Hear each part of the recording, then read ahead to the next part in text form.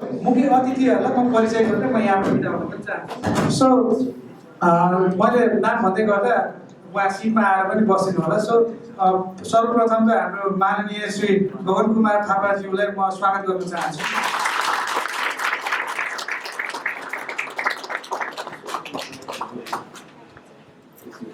र हाम्रो त्यसै गरी फुड मार्केटका संस्थापक तथा कोअनर श्री मनोहर अधिकारीज्यूलाई पनि म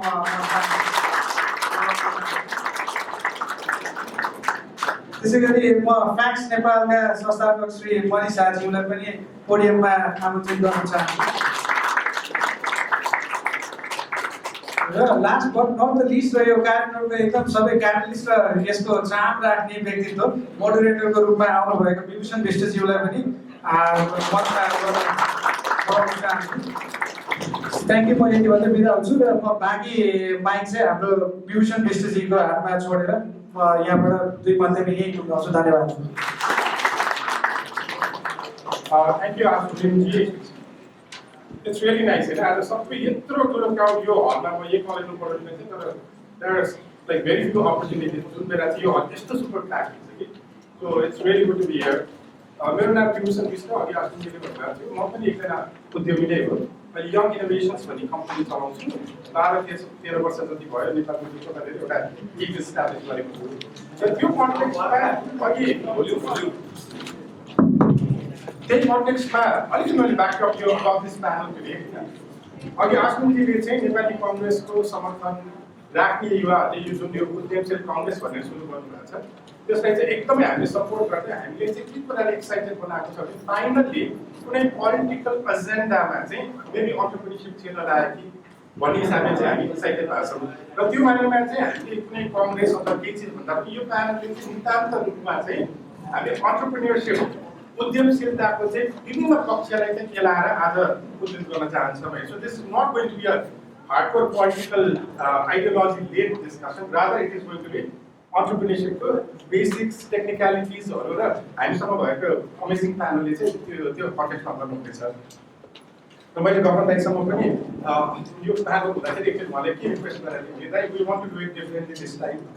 के मानेमा भने चाहिँ गगन दाइले आएर हाफ एन आवर किनोट दिने भन्दा पनि I will ask question to you. म हजुरलाई क्वेसन सोध्छु र हजुरले चाहिँ त्यो क्वेसनको आधारित भएर चाहिँ केही आफ्नो विचार राख्नुहुनेछ भन्ने हिसाबले अलिकति डिफ्रेन्टली गर्छौँ। र the way I want to do it is हामीले चाहिँ 2 राउन्डमा चाहिँ डिस्कसन्सहरू गर्नेछौँ।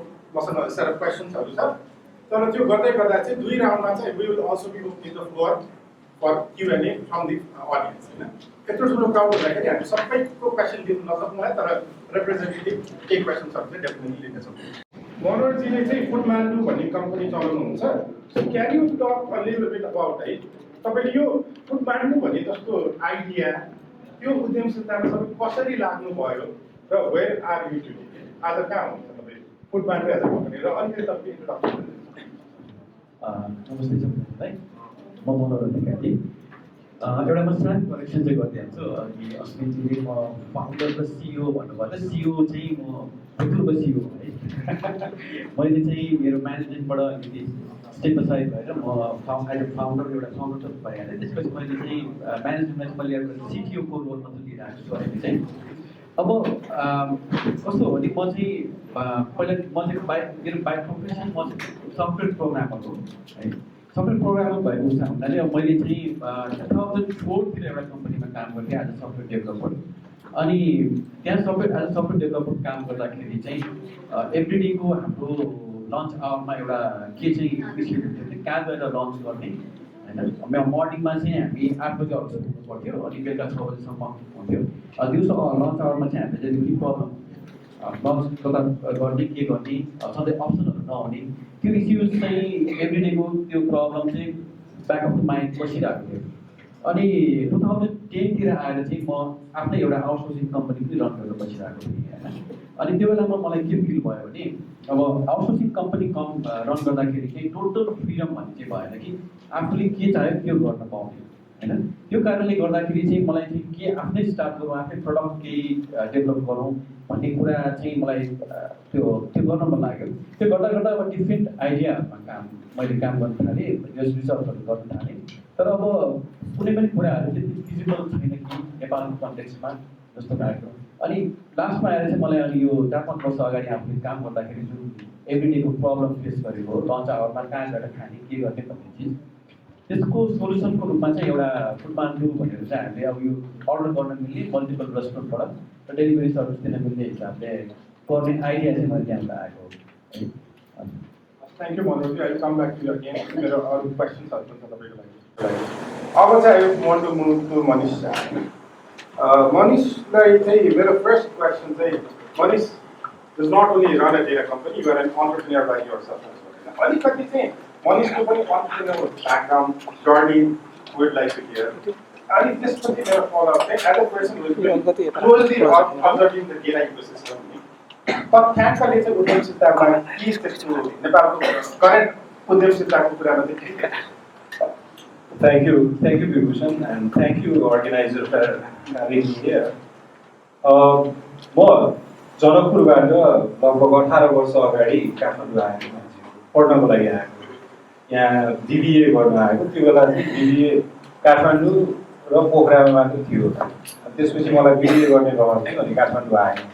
काठमाडौँ आएर पढ्दै जाँदाखेरि पछि मैले एउटा मेरो बुवाको प्रोफेसनल करियरबाट के कुरा सिकेको छु भने जुन I want to apply in my career और I don't want to apply, I would say के भने उहाँ he work for one company for 34 years Janakpur जुलक कारखाना भन्ने कम्पनीको लागि, and then the company doesn't exist anymore.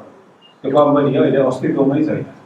त उहाँले आफ्नो प्रोफेसनल करियरको केही कथाहरू कसैलाई सुनाउनु पर्यो भने यति अप्ठ्यारो छ कि त्यो कथा सुनाउँदाखेरि त्यसको परिणामहरू कुनै पनि अस्तित्वमा छैन र मेरो करियर त्यस्तो चाहँदैन थिएँ। अनि म के सोच्थेँ भने मेरो करियरमा चाहिँ धेरैवटा स्टोरीहरू होस्, मैले यो गरेको छु भनेर। So I started my professional career in 2004।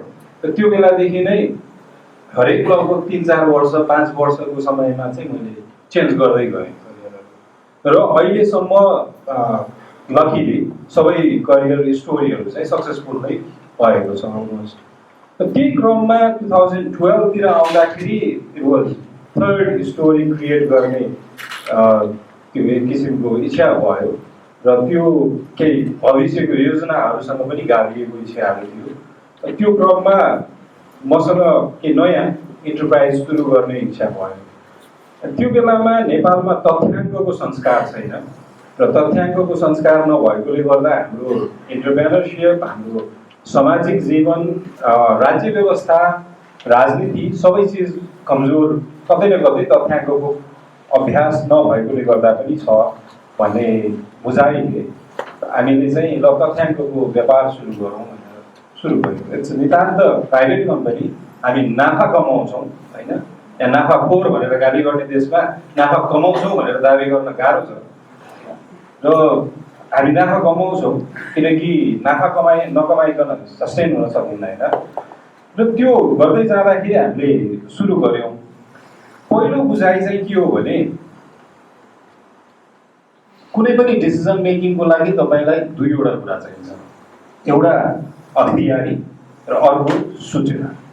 अख्तियारी भएर पनि सूचना छैन भने तपाईँले गलत निर्णय गर्न सक्ने सम्भावना धेरै हुन्छ, जुन हाम्रो सामाजिक, राजनीतिक र राज्य व्यवस्थाको अभ्यासहरूमा धेरै देखिन्छ। र हामीले एउटा निजी संस्थाले त्यसलाई ट्याकल गर्नको लागि केही सर्भिसहरू दिन सक्छौँ भनेर हामीले सुरु गऱ्यौँ। र त्यो गर्दै जाँदाखेरि नेपालमा एन्टरप्रेन्योरसिपको इकोसिस्टम हेर्दै गर्दा, नम्बर अफ इन्टरप्राइजहरू हेर्दै गर्दाखेरि त्यो संविधान घोषणा भए पश्चात र 62-63 को आन्दोलन पश्चात चाहिँ नम्बर अफ कम्पनीजहरूको रजिस्ट्रेसन एकदमै धेरै बढेको छ। र त्यो हेर्दाखेरि लगभग 7 वर्षदेखि अहिलेसम्मको तथ्याङ्क हेर्ने हो भने औसतमा लगभग 30 वटा कम्पनी हरेक दिन रजिस्टर्ड हुन्छ हाम्रो देशमा। र 30 वटा कम्पनी नयाँ इन्टरप्राइजहरू रजिस्टर हुँदै गर्दाखेरि त्यसको सस्टेनेबिलिटीको इस्यु छ जुन पछि आउँला हामी त्यसमा छलफल गर्नलाई। र त्यो हामीले हेर्दै गर्दाखेरि कतिवटा कुरामा हामी 30 वटा कम्पनी रजिस्टर्ड भइसकेर पनि त्यसको इकोनोमिक कन्ट्रिब्युसन किन छैन त्यसको इम्प्याक्ट मार्केटमा किन देखिँदैन, त्यसको इम्प्याक्ट हाम्रो पर क्यापिटा इन्कम र जिडिपीमा किन देखिँदैन भनेर त्यसमा अर्को हाम्रो विश्लेषणहरू छ, त्यसमा हामी फेरि पनि छलफल गरौँला। धन्यवाद। Thank you Manish. अगेन हामी तिमीले लिड गरेको क्वेसनमा पछि फेरि एकचोटि आउनेछौँ। अब चाहिँ finally I want to go to the one. हामीले जहिले पनि अहिले टिभीमा देखिरहेको, पार्लियामेन्टमा देखिरहेको, खुला मञ्चमा देखिरहेको यो उद्यमशीलताको कुरामा एज अ प्यानलिस्ट भएर आउन त अहिले के चाहिँ कुन प्रयोजन? Why are you even here? That's the first question. I think somebody यो काठको बकुला जस्तै भयो। सुरुमा अश्विनलाई म केही वर्षदेखि चिन्छु। स्कुल त्यसै गरिकन एउटा ठुलो जापानिज इन्भेस्टमेन्ट ल्याएर अहिले पानीको प्रोजेक्टमा काम गरिरहेको विभूषण, मनोहर, मनिष, यहाँ अगाडि हाम्रो ठुलो बिस्कुट फ्याक्ट्री चलाउने पशुपति, तपाईँले देख्ने लुम्बिनी भोजनालय टाइपको यो हाम्रो चलाउने ढाबा चलाउने खिमानन्दलाई, पछाडि कुलजी, सुरेनजी, थुप्रै सफल उद्योगी साथीहरू, मैले नाम नचिनेको यहाँ आशिषजी अरू यङ साथीहरू थुप्रैजना हुनुहुन्छ। यो फोरममा यो आउने कारणै मैले नाम लिएको साथीहरू जस्तै अरू थुप्रै साथीहरूसँग भेट्न पाउँछु भनेर नै हो। यो अन्टरप्रेनर्सलाई मैले कसरी हेर्छु भने यो पर्सनल स्किल्सहरू अलिकति त्यो सेल्फ क्रिटिसिजमको लागि तयार भएको, रेजिलेन्ट, डिटरमाइन्ड, अलिकति रिस्क लिन सक्ने, इन्टरपर्सनल स्किल, कम्युनिकेसन गर्न सक्ने, रेस्पेक्ट गर्न सक्ने, डेलिगेट गर्न सक्ने, त्यसै गरिकन रिसोर्सको म्यानेजमेन्ट गर्न सक्ने, नेटवर्किङ गर्न सक्ने, यो सबै कुरा म जुन क्षेत्रमा काम गर्छु त्यो क्षेत्रमा अझ बढी चाहिन्छ। त्यसैले यो कुनै पनि अन्टरप्रेनर साथीलाई त्यो फोरममा मात्र होइन, व्यक्तिगत रूपमा भेटघाट गर्न पाइन्छ, संगत गर्न पाइन्छ भने पनि त्यसको एक प्रकारले कोसिस नै गरिरहेको हुन्छु। त्यही कोसिसको एउटा परिणाम हो कि हाम्रो म नेपाली कङ्ग्रेस पार्टीसँग आबद्ध छु। अहिले अश्विनले सुरुमा भन्नुभएको जस्तै हाम्रो थुप्रै सङ्घ संस्थाहरू छ। नेसेसरली आज यहाँ आउने सबै साथीहरूको राजनीतिक आस्था एउटै हुनुपर्छ भन्ने छैन पनि, हाम्रो फरक आस्थाहरू छन्। तर नेपाली कङ्ग्रेस जस्तो पार्टीमा यो युवाको समर्थन हुने, विद्यार्थीको हुने, मजदुरको हुने, अरू श्रमिकहरूको हुने, उद्यमीहरूको अर्गनाइजेसन किन नहुने, उद्यमीहरू कसरी सोध्छन् भन्ने कुरा, पार्टीहरू किन नआउने भन्ने कुराको सोचाइ राखेर साथीहरूलाई थोरै हामीले अलिक अग्रसरता दिनुलाई अनुरोध पनि गऱ्यौँ। यो फोरम पनि क्रिएट भयो। सो बेसिकली मेरो कुरा चाहिँ म चाहिँ किन आइस भन्ने कुरा विषयले सिक्न आएको, सुन्न आएको, सिक्न आएको। मैले बताउनु पर्ने कुराहरू भन्दा पनि आज यहाँ इन्टरेक्सनमा हुने कुरा, मनोहरको कुरा, मनिषको कुरा, विभूषणको कुराबाट, अरू साथीहरूको आउने कुराहरूबाट हामीहरू जस्तो यो ल मेकर भएर काम गरिरहेको मानिसहरूले सुन्नुपर्ने कुराहरू के रहेछ, तपाईँहरूलाई लागिरहेको कुराहरू के छ, जुन कुराहरू अहिले तुरुन्त हामीहरूले अलिकति कुराहरू बदल्यौँ भने त्यसको कन्सिक्वेन्सेसहरू हामी सबैले सोचेको जस्तो कन्सिक्वेन्सेसहरू हुन्छ होला। के कुराहरू सिकाउँ भनेर पनि हो, के कुराहरू थाहा पाइन्छ भनेर पनि हो।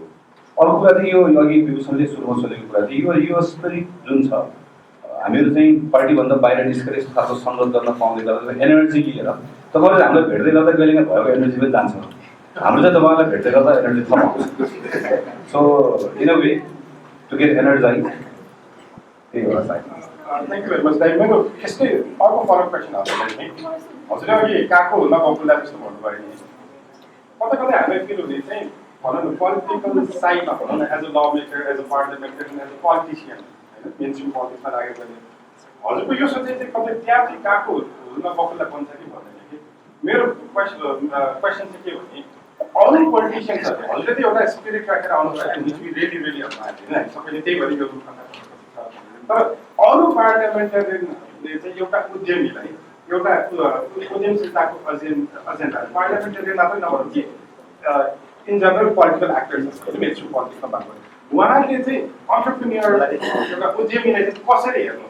बिकज मैले यो क्वेसन किन भने हाम्रो बारम्बार हामी यस्तै अन्टरप्रेन्योर सर्कलमा कुरा हुँदा के हुन्छ भने प्राइम मिनिस्टर, चाहे अहिलेको प्राइम मिनिस्टर, चाहे पुरानो प्राइम मिनिस्टर, हजुरकै प्राइम मिनिस्टर, अरू मिनिस्टर जो पनि जाँदाखेरि फरेन ट्रिपमा जाँदाखेरि त्यसमा बिजनेसम्यानहरू जान्छ कि होइन, सर्टेन बिजनेसको इन्ट्रेस्ट त अब पोलिटिकल पार्टिजहरूले मेनस्ट्रिम गराएको, तर एउटा नयाँ सोच लिएर नयाँ काम गर्छु भने अन्टरप्रेन्योरलाई कहिले पनि त्यस्तो चिजमा स्पेस दिएको देखिँदैन होइन। त्यो हिसाबले चाहिँ हजुर जस्तो सोच राख्ने सबै छ कि छैन, अब मेरो एक्सपेक्टेसन चाहिँ छैन भन्ने छ। र छैन भन्दा हुँदै पनि उताबाट कस्तो सोच आउँछ त एउटा उद्यमी, एउटा अन्टरप्रेन्योर, मनोहरजी जस्तो, मनिष जस्तो मान्छेहरूको बारेमा चाहिँ कस्तो सोच राख्ने देख्न सक्नुहुन्छ? विभूषणले भनेको भन्दा म चाहिँ अलिक सकारात्मकै देख्छु। अहिले बदलिँदै गएको छ, फेरिँदै गएको छ।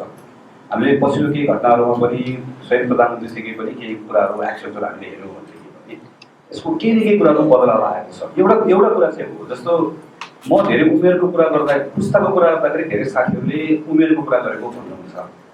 मैले कुरा गर्दाखेरि चाहिँ उमेरको होइन, तर चाहे नेपालमा अब हामीहरू एउटा लिनियर लाइन बनाउने जग्गा राइट लेफ्ट सेन्टर, हामी सेन्टर लेफ्ट सेन्टर राइट जे भनेर हामीले छुट्याए पनि हाम्रो अहिले राजनीतिमा डोमिनेन्ट जुन पुस्ताको नेताहरू हुनुहुन्छ, अहिले प्रधानमन्त्रीजी वा मेरो पार्टीको सभापति, उहाँहरू सबै एउटै जेनेरेसनको मान्छेहरू हो। एउटा जेनेरेसनको मान्छे एउटा खालको वर्ल्ड भ्यू हुन्छ, एउटा भ्यालु सिस्टममा उहाँहरूको हुर्काइ भएको हुन्छ, एउटा खालको थट प्रोसेस हुन्छ। त्यो बेलाको वर्ल्ड भ्यू एउटा भइसके पछाडि त्यो बेलाको जतिखेर उहाँहरू हुर्काउनु भयो, हामीभन्दा तपाईँहरू जस्तो यङ मान्छे हुनुहुन्थ्यो, त्यो बेला म कहिले सोध्छु 18, 20, 22, 21, 23 वर्षको मान्छेलाई अहिले माइतीघर मण्डलामा एक दिन गएर एउटा कागज हातमा राखेर द्याट कुड बी फर यो violence against woman or for Govinda KC for any cause, बेलुका फर्किँदा कस्तो आनन्द लाग्छ। आज मैले 10 घन्टा अथवा 5 घन्टा जस्तो गरेर आएर त्यो एजमा, तपाईँको एजमा 12 वर्ष 13 वर्ष जेल बसेको, 12 वर्ष 13 वर्ष जेल बस्ने कुरा भनेको र कतिखेर भने जतिखेर एउटा चिठीमा मात्रै साइन गरेको भए, एउटा चिठीमा साइन गर्यो भने सिधै मन्त्री हुन पाउँछ, चिठीमा साइन गरेर पनि 12 वर्ष जेल बस्नुपर्छ, परिवार सरिवार सबै छोडेर। त्यो तपाईँहरूको एजमा हुँदै गर्दाखेरि त्यो बेलाको मान्छेको त्यो एस्पिरेसन चाहिँ नेपाललाई एउटा खालको पोलिटिकल फ्रिडम दियो भने त्यो पोलिटिकल फ्रिडम पछाडि सबै कुराहरू खुल्छ, नेपाल राम्रो हुन्छ, त्यो सोचेर आएको त्यसरी हुर्केको जेनेरेसन थियो। त्यो जेनेरेसनले आफ्नो एउटा खालको थट प्रोसेस वर्ल्ड भ्यू बनायो। त्यो बेलाको अलि त्यसरी नै सोच्दै आयो। मलाई कस्तो लाग्छ, त्यो बेलाको यङ मान्छेको बारेमा के सोच्यो भने हामी एउटा सिस्टम बनाउँछौँ, सिस्टम भएपछि अपर्च्युनिटिहरू क्रिएट हुन्छ, त्यो अपर्च्युनिटीहरू हाम्रो यङ मान्छेले पाउनुपर्छ भन्ने कुरा ठान्यो। अब यहाँसम्म आइपुग्दै गर्दा संसार चाहिँ त्यस्तो रहेन, यति कम्प्लेक्स भइसक्यो, यति चिज। जस्तो उदाहरण भनौँ न, अस्ति यही कोठामा हामीले एउटा प्रोग्राम गऱ्यौँ। यो कोठामा प्रोग्राम गर्दै गर्दा हामीले के हेऱ्यौँ भने हाम्रो क्लास 5 मा म्याथमेटिक्स पढिरहेको बच्चाहरूको 71% बच्चालाई म्याथमेटिक्स के पनि आउँदैन, स्कुलमा पढेको छ तर के पनि सिकेको छैन। अब म एज अ पोलिटिसियन हेरौँ, म अब नेपालको समृद्धिको एजेन्डाको कुराकानी गर्दै गर्दाखेरि अबको 10 वर्षपछि नेपालमा मसँग यस्तो यङ मान्छे हुन्छ जसको 71% मान्छेको म्याथमेटिक्सको बेस भनेको अलमोस्ट जेरो हुन्छ। तर ग्लोबल इकोनोमी चाहिँ नलेज इकोनोमी बन्न लाग्यो, जहाँ म्याथको बेस चाहियो, साइन्सको बेस चाहियो, तर म्याथ र साइन्सको फाउन्डेसनै हुँदैन। मैले एउटा इक्जाम्पल दिएँ। अब मलाई किन मैले त्यो अहिलेको संसारको त्यो कम्प्लेक्सिटीलाई मेरो जेनेरेसनको मान्छेले थोरै बहुत बुझ्ला, संसार कहाँ गइरहेको छ, त्यो प्रतिस्पर्धा हुन कसरी हुनुपर्छ, को राइट को रङ भनेको होइन। यो हाम्रो टाइम हो कि हामी अहिलेको समस्या अलिअलि गएर बुझ्छौँ, हाम्रो पनि धेरै टाइम छैन। अब नयाँ मान्छेले हामीले थाहा नपाएको समस्या मभन्दा पछाडिको बेन्चमा बस्ने मान्छेहरूले उहाँले लिड गर्ने बेला आइसक्यो। सो विभूषणको क्वेसनमा आउँदै गर्दाखेरि चाहिँ अरू कुनै व्यक्तिगत कारणले असल खराब भएर होइन, जुन जेनेरेसनमा उहाँहरूको हुर्काइ भयो, उहाँले संसारको समस्यालाई जसरी देख्नुभयो, नेपालको समस्या अवसरलाई जसरी देख्नुभयो, त्यसले चाहिँ यो अन्टरप्रेनर्सहरूलाई बुझ्ने कुरामा, यसलाई मद्दत गर्ने कुरामा त्यो सहयोगी भइरहेको छैन।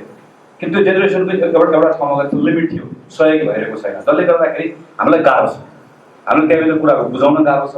अहिले पछाडि फर्दर फेरि मौकालाई छलफल गरौँला। इनोभेसन्स त बाहिर तपाईँहरूको भएको जस्तै हाम्रो पोलिटिकल पार्टिजहरूभित्र पनि छ कि हामी मेम्बरसिपको बारेमा नजस्तो। अहिले मैले एकपल्ट चाहिँ मेरो पार्टीमा नयाँ प्रस्ताव लिएर आएँ। मेरो प्रस्ताव के हो भने मेरो प्रस्ताव नेपाली काङ्ग्रेसको सभापति चाहिँ 5000 मान्छेले चुज गर्ने होइन, नेपाली काङ्ग्रेसको सभापति 10 लाख मान्छेले चुज गर्न पाउनुपर्छ। 10 लाख मान्छेले चुज गर्न साथै अहिलेको हाम्रो होल पार्टीको इन्ट्रा पार्टी डाइनामिक्स सबै चेन्ज हुन्छ। ल्याटरल एन्ट्री खोल्नुपर्छ। एउटा कुनै पनि मान्छे छ लिबरल भ्यालुजमा विश्वास गर्छ भने पार्टीमा आउनु दिनुपर्छ, उसले 10 लाख मान्छेले इन्डोर्स गर्छ भने सभापति लड्न दिनुपर्छ। तर मेरो पार्टीले त्यसलाई एक्सेप्ट गरेर त गर्यो। किन गरेन भने त्यो रिलक्टेन्ट छ, यस्तो कुरा त्यो पार्टीको भित्र रिलक्टेन्ट छ, पार्टीको बाहिर रिलक्टेन्ट छ, किनकि त्यो जेनेरेसन त्यसरी आयो। त्यसरी मलाई के लाग्छ भने विभूषणले म चाहिँ इन्टेन्सनमा क्वेसन गर्दिनँ, तर जेनेरेसनको एउटा हुर्काइको कारणले गर्दा रिलक्टेन्ट छ भन्ने कुरा चाहिँ मलाई लाग्छ। थ्याङ्क यू भेरी मच दाइ। होइन मैले यसको बारेमा बुझाइदिएको चाहिँ मेबी हामीले पनि बुझाउन नसकेको हो कि उद्यमशीलता र अन्टरप्रेन्योरसिपको एजेन्डा किन चाहियो भनेर। त्यही कन्टेक्स्टमा अब हाम्रो क्राउडमा चाहिँ म एक्चुली क्यान आई सी यो सो अफ होइन, एकचोटि हात उठाइदिनु होला है। कतिजना चाहिँ यहाँ उद्यमी हुनुहुन्छ, एकचोटि हात उठाउनु प्लिज। ओके, सेलेक्ट हजुर एकदम अनि कतिजना चाहिँ उद्यमी बन्ने आकांक्षा राख्नु भएको छ भन्नुहोस् त। Very good. अब यो चाहिँ दाइले अब जेनेरेसनको कुरा गर्नुभयो, यही चिज चाहिँ अहिलेको हाम्रो जेनेरेसन छ होइन। तर म चाहिँ अब म आफै पनि उद्यमी र हामीमा उद्यमीहरू पनि हुनु भएको हिसाबले चाहिँ मनिषलाई मेरो एउटा प्रश्न चाहिँ हामी उद्यमशीलता अथवा एकदमै बेसिक प्रश्न, तर आई थिङ्क यो चिज चाहिँ म आफैले बुझ्न पनि इट टुक मी 6-7 इयर्स के मेरो 13-14 वर्षको अन्टरप्रेन्योर जर्नीमा पनि 6-7 वर्ष मैले उद्यमी भनेको के भनेर बुझ्नलाई लाग्यो है। यो कन्टेक्स्टमा चाहिँ for the benefit of the crowd होइन, मनिषले चाहिँ उद्यमशीलता वाट इज अन्टरप्रेन्योरसिप के हो एकचोटि उद्यमीको पर्सपेक्टिभबाट अथवा भनौँ न पोलिसी साइड एन्ड अदर पोलिसीहरू एनालाइज गरेको पर्सपेक्टिभबाट मनिषले चाहिँ can you talk a little bit about उद्यमी भनेको चाहिँ के हो? एउटा उद्यमशीलता भन्छ यो जेनेरेसनले, तर हामी आफैले बुझ्न जरुरी भएको हिसाबले अनि त्यही क्वेसन चाहिँ म मनोरथीमा पनि फ्रम अन्टरप्रेन्योर पर्सपेक्टिभ हेरेँ। Thank you. मैले पढेको परिभाषा अनुसार by using your idea, skill and available resources, if you create something which has commercial value, that is entrepreneurship. तपाईसँग भएको सिप, ज्ञान र स्रोत प्रयोग गरेर तपाईले कुनै कुरा उत्पादन गर्नुहुन्छ जसको बजार मूल्य छ हैन, त्यो उद्यमशीलता हो। यसलाई अझै सरलीकरण गर्नको लागि हामीले घरमा तरकारी पकाउँछौँ, त्यो तरकारी हामी खान्छौँ हैन, त्यस्तै तरकारी हामी सडकमा गएर ठेलामा पकाउँदाखेरि त्यसको मूल्य हुन्छ, कमर्सियल भ्याल्यु हुन्छ, तर घरमा पकाउँदाखेरि त्यसको इमोसनल भ्याल्यु हुन्छ, घरमा पकाएको भन्ने हुन्छ। तर घरमा कहिले हामीले मम्मी मलाई 15 रुपियाँ बराबरको तरकारी थपिदिनुहोस् न भन्छौँ, भन्दैनौँ हैन, तर हामी त्यही तरकारी सडकमा चाहिँ मलाई 15 रुपियाँ बराबरको थपिदिनुहोस् भन्छौँ हैन। होइन मेरो अलिकति समोसा बाँकी भयो सिधैमा थपिदिनुहोस् न भन्छौँ हामी, भन्दैनौँ, पाउँदैनौँ, किनकि त्यहाँ कमर्सियल भ्याल्यु छ, घरमा इमोसनल भ्याल्यु छ। तर उद्यमशीलता चाहिँ तपाईँको आइडिया र स्पिरिट हो। उद्यमशीलता भनेको आइडिया र स्पिरिट हो, यो प्रोसेस होइन। उद्यमशीलता पूर्ण रूपमा कहिले सफल हुन्छ भने जब त्यो प्रक्रियामा जान्छ, प्रोसेसमा जान्छ हैन। हामी आइडिया र स्पिरिटमा चाहिँ एकदमै पोख्त छौँ, तर प्रक्रियामा चुक्छौँ। प्रक्रिया भनेको चाहिँ तपाईँको जस्तै एन्टरप्रेन्योरसिप भनेको आइडिया भयो, तर त्यसलाई प्रोसेसमा त्यसलाई उद्यमशीलताको पूर्ण रूप दिने हो भने innovation, opportunity creation, value Edison, economic growth र सस्टेनेबिलिटी, यो सबै एलिमेन्ट्सहरूले त्यसलाई इन्टरप्राइज बनाउँछ। सो एन्टरप्रेन्योरसिप भनेको आइडिया मात्र भयो, स्पिरिट भयो, तर त्यसलाई इन्टरप्राइज बनाउनुको लागि चाहिँ प्रोसेस चाहिन्छ। नेपालमा चाहिँ हामी इन्टरप्रेन्योरसिपको आइडियामा चाहिँ एकदमै पोख्त छौँ, तर त्यसलाई इन्स्टिट्युसनल रूप दिनलाई, त्यसलाई हामीले अर्गनाइज्ड वेमा लिएर जानलाई र सस्टेन गराउनको लागि चाहिँ कल्चरली नै हामी एकदम विक छौँ। अलिकति what do you mean by culturally weak भनेको एउटा एक्जाम्पल? जस्तै म अलि ब्याकग्राउन्डबाट आउन चाहन्छु यसमा। 16औं शताब्दीको कुरा गर्दाखेरि हाम्रो उत्तरतिर मिङ डाइनेस्टी हैन, मिङ साम्राज्य र दक्षिणतिर मुगल साम्राज्य थियो। अनि हामी त्यो बेलामा मिङ डाइनेस्टीको पपुलेसन चाहिँ 16 करोड र मुगलको 11 करोड थियो। हाम्रो चाहिँ टेरिटोरीको पपुलेसन 27 लाख थियो त्यो बेला। 1640 मा आएर हेर्दाखेरि हाम्रो तीनवटै दरबारले, भक्तपुर, ललितपुर र काठमाडौँ तीनवटै दरबारले चाहिँ नुवाकोटको बेत्रावती भन्ने ठाउँमा ट्रेड फेसिलिटेसन अफिस खोलिसकेको थियो 1640 मा। भनेपछि आजभन्दा लगभग 300 वर्ष पहिला अगाडि हाम्रो तीनवटा दरबारले चाहिँ बेत्रावतीमा मुगल साम्राज्य र मिङ साम्राज्यको ट्रेड फेसिलिटेट गर्नको लागि अफिस खोलिसक्यो। हाम्रो आइडिया वाइज हामी त्यति अगाडि थियौँ, तर कुनै पनि इन्स्टिट्युसनल प्र्याक्टिसमा गएनौँ हामी। र हाम्रो जुन बेलामा हामीले ट्रेड फेसिलिटेसन अफिस खोल्यौँ त्यो बेलामा अमेरिका, न्युजिल्यान्ड, जापान यो भन्ने राज्यहरू कुनै पनि जन्मेको थिएन। त्यो बेलामा विश्वमा केवल 26 वटा देश थियो र देशको अस्तित्व पाएको क्रम सङ्ख्या अनुसार हामी 21औं देश थियौँ। हामी त्यति अगाडि थियौँ। तर जुन बेलामा हामीले पहिलो company institutional practice wise registered गऱ्यौँ 1923 मा कामधेनु चर्का प्रचारक महागुठी सङ्घ भन्ने भक्तपुरमा छ। त्यो हाम्रो पहिलो फर्स्ट रजिस्टर्ड प्राइभेट कम्पनी हो। त्यो गर्दाखेरि अमेरिकाको मिशिगन युनिभर्सिटीमा MBA इन एन्टरप्रेन्योरसिप पढाउन थालिसक्यो। भनेको हाम्रो इन्स्टिट्युसनल प्र्याक्टिस कति ढिलो भयो त। हामी ट्रेड फेसिलिटेसन 1640 मा सुरु गऱ्यौँ, तर पहिलो कम्पनी रजिस्टर कहिले गर्यो 1923 मा आएर लगभग 300 वर्ष 287 वर्षपछि। भनेपछि इन्स्टिट्युसनल अहिले पनि हेर्नुहोस् न हामी विक छौँ भन्ने कुराको अर्को इन्डिकेटर्स तपाईँहरूमध्ये कतिजनाले अस्पायरिङ एन्टरप्रेनरमा हात उठाउनु भयो होइन, I want to become entrepreneur भनेर। तर मोस्ट अफ यु तपाईँलाई कम्पनी रजिस्टर्ड गर्नु पर्यो भने प्रक्रिया के छ भनेर बुझ्न भन्दा पनि कम्पनी रजिस्टर कार्यालयमा को छ भनेर खोज्न जानुहुन्छ होइन। त्यो भनेको अहिले पनि हामी सिस्टममा विश्वास गर्दैनौँ, हामी इन्स्टिट्युसनल प्र्याक्टिसमा विश्वास गर्दैनौँ, हामी पर्सनल कनेक्सनमा विश्वास गर्छौँ। को छ भनेर खोज्न जान्छौँ हामी होइन, के छ प्रक्रिया भन्दा पनि। सो यही हो हामी, र यो नभएसम्म हामी ग्रो गर्न एकदम गाह्रो हुन्छ। हजुर 50 मार्क्सको सायद त्यो बुक थियो होला, मैले एक्जाम दिएँ पास पनि गरेँ, तर मैले त्यही बिर्सिसकेँ त्यो बेला बुक पढाएर भन्ने बिर्सिसकेँ।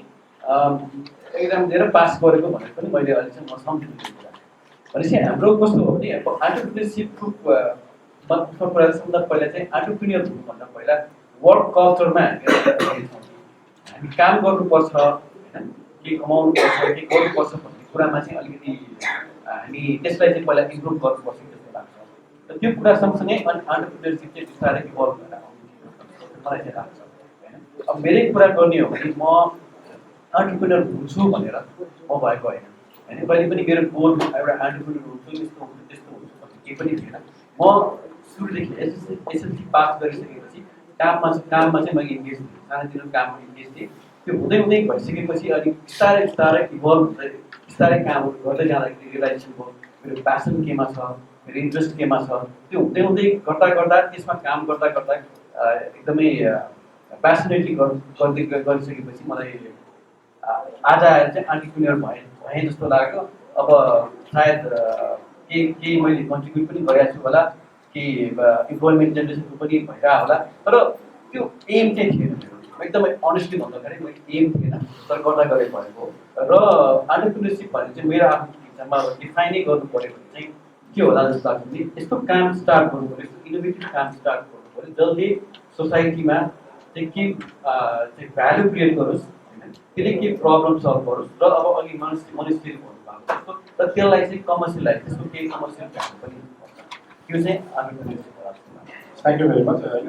यो चिजमा मैले लिएको चाहिँ अघि उहाँले दुवैजनाले भन्नुभएको थियो मनिषले फ्याक्ट्स नेपाल खोज्दाखेरि चाहिँ तथ्याङ्कको अभाव, सो त्यसलाई बजारीकरण गर्न सक्यो। उहाँले चाहिँ कहाँ खाने के गर्ने कुन रेस्टुरेन्ट जान्छ। सो मेरो विचारमा पनि एन्टरप्रेन्योरसिप भनेको चाहिँ एउटा कुनै ठोस प्रब्लमलाई सल्भ गर्नको लागि, न कि खालि हामी धेरै जस्तो मैले पनि कलेजमा यही कलेजमा पढाउँदाखेरि पनि धेरैले चाहिँ किन एन्टरप्रेन्योर बन्ने भन्दाखेरि म अरूको लागि काम नगर्नको लागि आफै एन्टरप्रेन्योर गर्छु। I don't think we agree to that kind of मान्छे।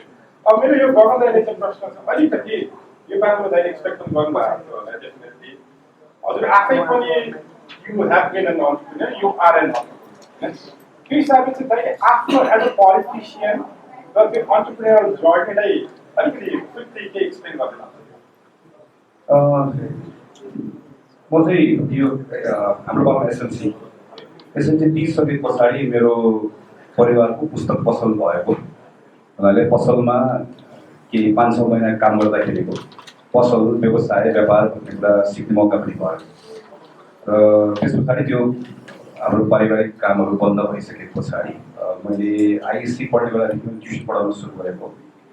ट्युसन पढाउन जाँदा अलिकति अगाडि पढिसकेपछि मैले के भ्यालु एउटा के एउटा डिफ्रेन्स के थाहा पाएँ भने प्रिमियममा आफूलाई बेच्न सकिँदो रहेछ।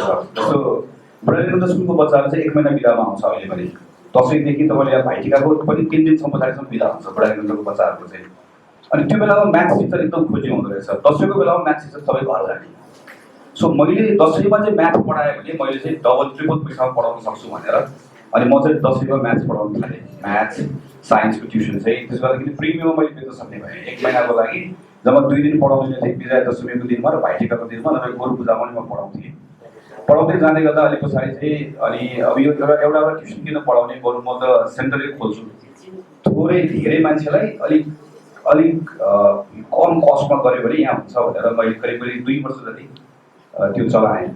त्यसपछि त्यो छोडेँ, रेडियोमा काम गर्न थालेँ, त्यसलाई बेचेर रेडियोमा काम गर्न जाँदा गर्दा के देख्यो भने जताततै एफएम खोलिरहेको छ। अघि नै मलिश्वर मनोहरले भन्नुभएको जस्तै जता एफएम सबैलाई त्यो बेलामा रेडियोमा काम गर्ने, अहिले जस्तो थिएन, अहिले भन्दा फरक। त्यो बेलामा रेडियोमा काम गर्ने भनेको आवाज सुन्ने भनेको खतराको लागि थियो।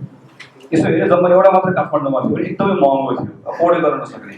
सो मैले रेडियोको ट्रेनिङ इन्स्टिट्युट खोलेँ भने मैले मजाले मान्छे पाउँछु भनेर मैले अस्ट्रेलियाको एउटा स्कुलसँग कोलाबोरेसन गरेर मैले यहाँ बागबजारमा खोलेँ ग्लोबल मिडिया सर्भिस भनेर।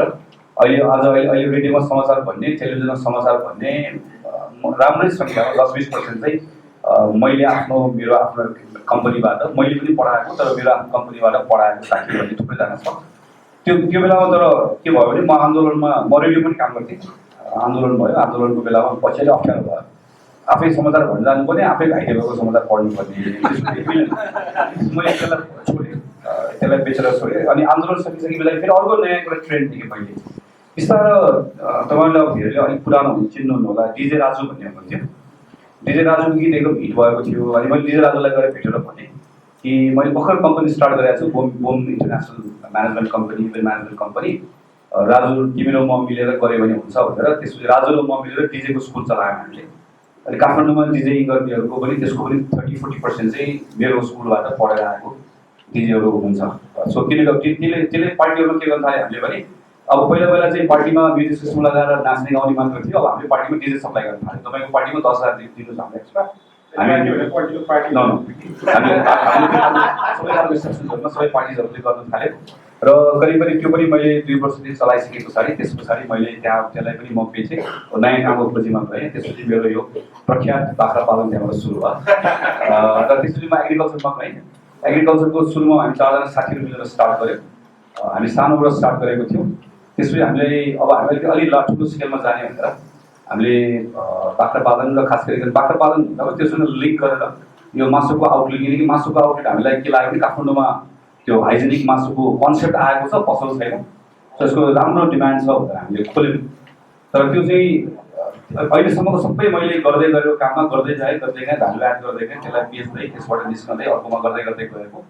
तर यो चाहिँ नाफा गरेर होइन, घाटा भएर कम्पनी टाटपटेर बेच्नुपर्ने भयो। तर यसबाट ठुलो लेसन एउटा मलाई भयो। लेसन चाहिँ के कुरामा लेसन भयो भने मैले पहिला पनि सेयर गरेको छु। योभन्दा अगाडिको सबै काम सुरु गर्ने बेलामा यहाँनिर म खास एस्पायरिङ अन्टरप्रेनर्सहरूलाई मेरो सेयर गर्न चाहन्छु। योभन्दा पहिला सबै कामहरू गर्ने बेलामा चाहिँ मेरो दिमागमा के थियो, अघि नै मनिषले मनोहरले भन्नुभएको जस्तो सानो काम गर्ने अपर्च्युनिटी छ। जस्तो डिजेको अपर्च्युनिटी के छ भन्दा डिजे बनाउने हामीले जम्मा 7,000 रुपियाँ लिन्थ्यौँ। 7,000 रुपियाँले ट्रेनिङ दिएर डिजे बनायो, तुरन्त काम पाइहाल्थ्यो, रोजगारी पाइहाल्यो, मैले पनि पैसा कमाएँ, मेरो आफ्नो कम्पनीले पैसा कमायो। सानो कुरा मैले भ्यालु एड गरेर गरेँ, मैले रोजगारी क्रिएट गरेँ। तर यो एग्रिकल्चरमा आउने बेलामा चाहिँ मैले कसरी सोचेँ भने म 2टा कुरा गर्छु। एउटा चाहिँ म इन्डियाबाट एकदमै धेरै यो नेपालमा चाहिँ खसीको इम्पोर्ट भएको छ, त्यसलाई म घटाउँछु। अर्कोमा एग्रिकल्चरमा यो खतरासँग काम गरेर नेपाली यङ केटाहरूलाई एग्रिकल्चरमा लाग्नुपर्छ भनेर इन्सपायर गर्छु। पछि गएर मैले के कुरा सिकेँ भनेदेखि मैले चाहिँ अन्टरप्रेनर भएर सोचेको रहेछ, सरकारहरू सोचेको छु। नेपाल सरकारको बजेट भाषणमा आउँछ नि, भारतबाट आउने कुरालाई घटाइनेछ, नेपाली युवाहरूलाई रोजगारीमा लगाइनेछ। अन्टरप्रेनर मान्छेले सरकार भएर सोच्नु नआउँदो रहेछ, मैले सानो सोच्नु पर्ने रहेछ। म चाहिँ बाख्रा पालन गर्छु, त्यसलाई लिङ्क गर्छु, मासु पसल चलाउँछु, यसले यसरी भ्यालु क्रिएट हुन्छ, यसरी गर्छु, नाफा कमाउँछु भन्ने सोचेको भए सायद म मेरो त्यो फेलियर हुँदैन थियो होला, वा त्यो ठाउँमा पुग्दैन थियो होला। तर मैले सरकार जस्तो भएर, किनकि त्यो बेलामा म एमपी भइसकेको थिएँ, मैले अब पोलिसी युसनले भनेको जस्तो लार्जली पोलिसी कुराहरू काम गर्न थालेको हुनाले गर्दा मैले त्यो अन्टरप्रेनरको त्यसरी मेरो तपाईँलाई रिक्वेस्ट छ। अघि मनोहरले भनेको कुरा भ्यालु क्रिएट गर्ने कुरा, सोसाइटीलाई दिने कुरा एउटा एस्पायरिङ अन्टरप्रेनरले सोच्ने, तर त्यो सोच्ने भनेको त्यसले ढाक्ने भयो। त्यो सानै कुरा हुनुपर्छ, सानो प्रब्लम कसरी सल्भ गर्ने, त्यसले भ्यालु कसरी क्रिएट गर्ने, मुनाफा कमाउने कसरी, यो मुनाफा कमाइसकेपछि त्यो मुनाफाबाट ट्याक्स तिर्नु, तर मुनाफा कमाउने यो कुरासँग अलग हुँदै गर्दा मेरो लागि एउटा लेसन भयो। त्यसपछि म केही समय त्यसलाई अहिले छोडेर म अहिले एउटा सानो एउटा नयाँ यो डिजिटल बेस्ड एउटा प्लेटफर्म सुरु गरेको छु। तर यो एकदम स्टार्टको एउटा पेजमा भएकोले गर्दा यो अझ राइट टाइम होइन सेयर गर्नको लागि। अलिक पछाडि त्यसलाई अलिकति आकार ग्रहण गरोस्। तर म काम गरेर आइरहेको हुनाले गर्दाखेरि मैले मेरो लागि चाहिँ एउटा लेसन भयो। त्यसबाट पनि फर्दर क्लास सिकेर म एउटा नयाँ काम भर्खर केही साथीहरूसँग मिलेर स्टार्ट गरेको छु। थ्याङ्क यू भेरी मच दाइ। मैले यहीसँग दाइले ठ्याक्कै लिङ्क गरिदिनु भयो कि हिसाबले भने धेरै जस्तो बेला हामी उद्यमशीलता भनेर कस्तो खतरा चिज भनेर सोच्छौँ कि त्यो त एकदम खतरा। म उद्यमी बनी अन्तरप्रेन्योर गरिएको। अब मेरो मनिषलाई प्रश्न चाहिँ मनिषले चाहिँ आफै पनि र धेरै उद्यमीहरूसँग धेरै नेटवर्कमा काम गर्दा तथ्य तथ्याङ्क हेर्दाखेरि चाहिँ उद्यमशीलता भने जहिले पनि के हुनैपर्ने चिज हो र सबैजना उद्यमी नभए के फरक पर्छ होइन? यो रुममा चाहिँ हामी जति पनि उद्यमी बन्छौँ भने साँच्चीकै के सबै नै उद्यमी नेपालको हरेक युवा चाहिँ उद्यमी बन्न जरुरी हो त? बोलिदिनु त्यही होइन, त्यो आवश्यक छैन। जस्तै म अस्ति केही कुराहरू गरिरहेको थिएँ जुन चाहिँ एउटा लहर आउँछ होइन, अनि अहिले चाहिँ त्यो लहर छ, उद्यमशीलताको लहर छ। धेरैजना चाहिँ यो अहिले जति हात उठिरहेको छ एन्टरप्रेन्योरसिपमा त्यो तपाईँहरूको वा 20s हुँदाखेरि मेरो जेनेरेसनमा त्यति हात उठ्दैन। त्यो बेलामा यसलाई रिस्कको रूपमा लिन्थ्यो। मान्छे सर्भाइभल ओरिएन्टेड हुन खोज्थ्यो, धेरै सर्भाइभ कसरी गर्ने भनेर। त्यो कुरा चाहिँ हाम्रो जेनेरेसनले दिने कुराहरू पनि हो होइन। अहिले नेपाल किन वात्तै विकास भएन भनेर कतै प्रश्न गर्दा मेरो विश्लेषण त के हो भने कसरी बाँच्ने भन्ने कुरा त बल्ल सिक्यौँ हामीले। अहिलेसम्म त बाँच्नै गाह्रो भइरहेको थियो, सन्तानहरू धेरै जन्माउँथे किनकि मर्छन् केही भन्ने थाहा थियो होइन। सो त्यसरी हुँदा हुँदै बल्ल सामान्य रूपमा कसरी जिन्दगी बाँचिँदो रहेछ भन्ने कुरा हामी नेपालीले बल्ल आएर सिकेको छौँ। त्यसैले अब बल्ल विकास हुन्छ कि जस्तो लाग्छ। त्यस्तै हो उद्यमशीलता पनि। हाम्रो बेलामा करियर दुई किसिमको हुन्छ हेर्नुहोस्, एउटा सर्भाइभल ओरिएन्टेड, अर्को मिसन ओरिएन्टेड। तपाईँ कुनै मिसनमा लाग्न चाहनुहुन्छ कि तपाईँ आफ्नो सर्भाइभलको लागि करियर सुरु गर्न चाहनुहुन्छ। हाम्रो जुन बेला एसएलसी पास गऱ्यौँ, जुन बेला इन्टरमिडिएट गऱ्यौँ, त्यो बेलासम्म पनि नेपालमा धेरैजना सर्भाइभल ओरिएन्टेड करियर सोच्थे, मिसन ओरिएन्टेड सोच्न अप्ठ्यारो लाग्थे। आर्मीमा जाने, पुलिसमा जाने, यस्तो यस्तो ठाउँ जाने जहाँ चाहिँ 40 वर्ष एटलिस्ट जब ढुक्क हुन्छ होइन। त्यो भनेको सर्भाइभल ओरिएन्टेड हो। अहिले चाहिँ आएर मिसन ओरिएन्टेड न्यू जेनेरेसन हुन थालेछ। अर्को कुरा विभूषणले सोधेकोमा प्रश्न, त्यो उत्तरमा चाहिँ जस्तै हामीले स्कुलमा पढेको छौँ नि, मास्लोको hierarchy of needs. Hierarchy of needs चाहिँ 1943 मा आएको फिलोसफी हो होइन। र हाम्रो सोसाइटीलाई अझैसम्म पनि हायरार्की अफ निड्सले ड्राइभ गर्न खोज्छ, जबकि लगभग 75 वर्ष पुरानो फिलोसफी हो। त्यो बेला जुन बेला हायरार्की अफ निड्स मास्लोले डिजाइन गर्यो, त्यो बेला मोबाइल टेक्नोलोजी थियो त, फेसबुक थियो त, इपेमेन्ट गेटवे हुन्थ्यो त, मान्छे यति चाँडै ट्राभल गर्थ्यो त? गर्दैन थियो। भनेपछि अब हामीले फिलोसफी पनि चेन्ज गर्नुपर्छ सोसाइटी ड्राइभ गर्नलाई होइन। त्यसैले गर्दा अहिले एन्टरप्रेन्योरसिपको एउटा लहर आएको छ, मान्छे मिसन ओरिएन्टेड धेरै हुन थालेको छ। तर एउटा कुरा चाहिँ अर्को के हो भने, जुन अघि मैले इन्टरप्राइजको 5वटा एलिमेन्ट्स भने नि, एन्टरप्रेन्योरसिप भनेको जस्ट इनोभेटिभ आइडिया होइन। एन्टरप्रेन्योरसिप भनेको सबैभन्दा च्यालेन्जिङ पार्ट चाहिँ सस्टेनेबिलिटी हो। यदि तपाईँको आइडिया सस्टेनेबल छैन भने त्यो रिस्क नलिनुहोस्, त्यसमा बरु काम गर्नुहोस्, अझै मेहनत गर्नुहोस्। मैले पनि लगभग 10 वर्ष अरू ठाउँमा काम गरेर सिकेर अनि एन्टरप्रेन्योरसिपको जर्नी सुरु गरेको। त्यो रिस्क सबै क्यालकुलेट गरेर। त्यसैले जसरी हामीले उसमा हेऱ्यौँ नि, 62-63 को आन्दोलन बेलाको सबैभन्दा प्रख्यात नारा के थियो? नयाँ नेपाल बन्ने छ भनेर। तर बनेन नयाँ नेपाल। अनि के भयो? फ्रस्ट्रेसन भयो। र नयाँ नेपाल बन्ने छ भनेर जसले नारा लगाइरहेको थिए तिनीहरू स्वयं पनि वैदेशिक रोजगारीमा गए होइन। किनकि उहाँहरूलाई थाहा भयो कि नेपाल नयाँ यति चाँडै बन्दैन रहेछ, यति सजिलै बन्दैन रहेछ भनेर। उद्यमशीलतामा पनि त्यो रिस्क छ। जसरी तपाईँले त्यो क्यालकुलेटिभ रिस्क नलिनु भयो, सबै चिजहरू क्यालकुलेट गरेर अगाडि बढ्नु भएन भने चाहिँ त्यो सस्टेनेबिलिटीको कारणले गर्दा फेरि पनि फ्रस्ट्रेसन हुन सक्छ। त्यसैले गर्दा सर्भाइभल ओरिएन्टेड जेनेरेसन भन्दा मिसन ओरिएन्टेड जेनेरेसन हुनु हाम्रो लागि राम्रो हो। तर त्यसमा हामी क्यालकुलेटिभ हुन चाहिँ धेरै जरुरी छ। र त्यसरी नै हामी एन्टरप्रेन्योरसिप वा एन्टरप्रेन्योर हुने कि नहुने कुराको निर्णय पनि त्यसरी नै गर्दा ठिक होला। Thank you Manish. मनिषकै कुरा मैले आफैले पनि अलिकति एड गर्दा अघि मनिषले कस्तो राम्रो कुरा सुन्नुभयो कि आइडिया छ भन्दैमा एन्टरप्रेन्योर होइन। मैले धेरै मान्छेले चाहिँ मलाई यस्तो खतरा आइडिया छ, त्यही भएर म चाहिँ उद्यमी बन्छु भन्ने पनि सोध्छु। हामीले के भन्छौँ भने यो आइडिया हेज जेरो भ्यालु के, आइडिया सोचको चाहिँ जेरो भ्यालु। कुन बेला चाहिँ भ्यालु हुन्छ? the idea will have value only if you do it. So उद्यमी भनेको चाहिँ डु इट वाला क्यारेक्टर पर्छ होला।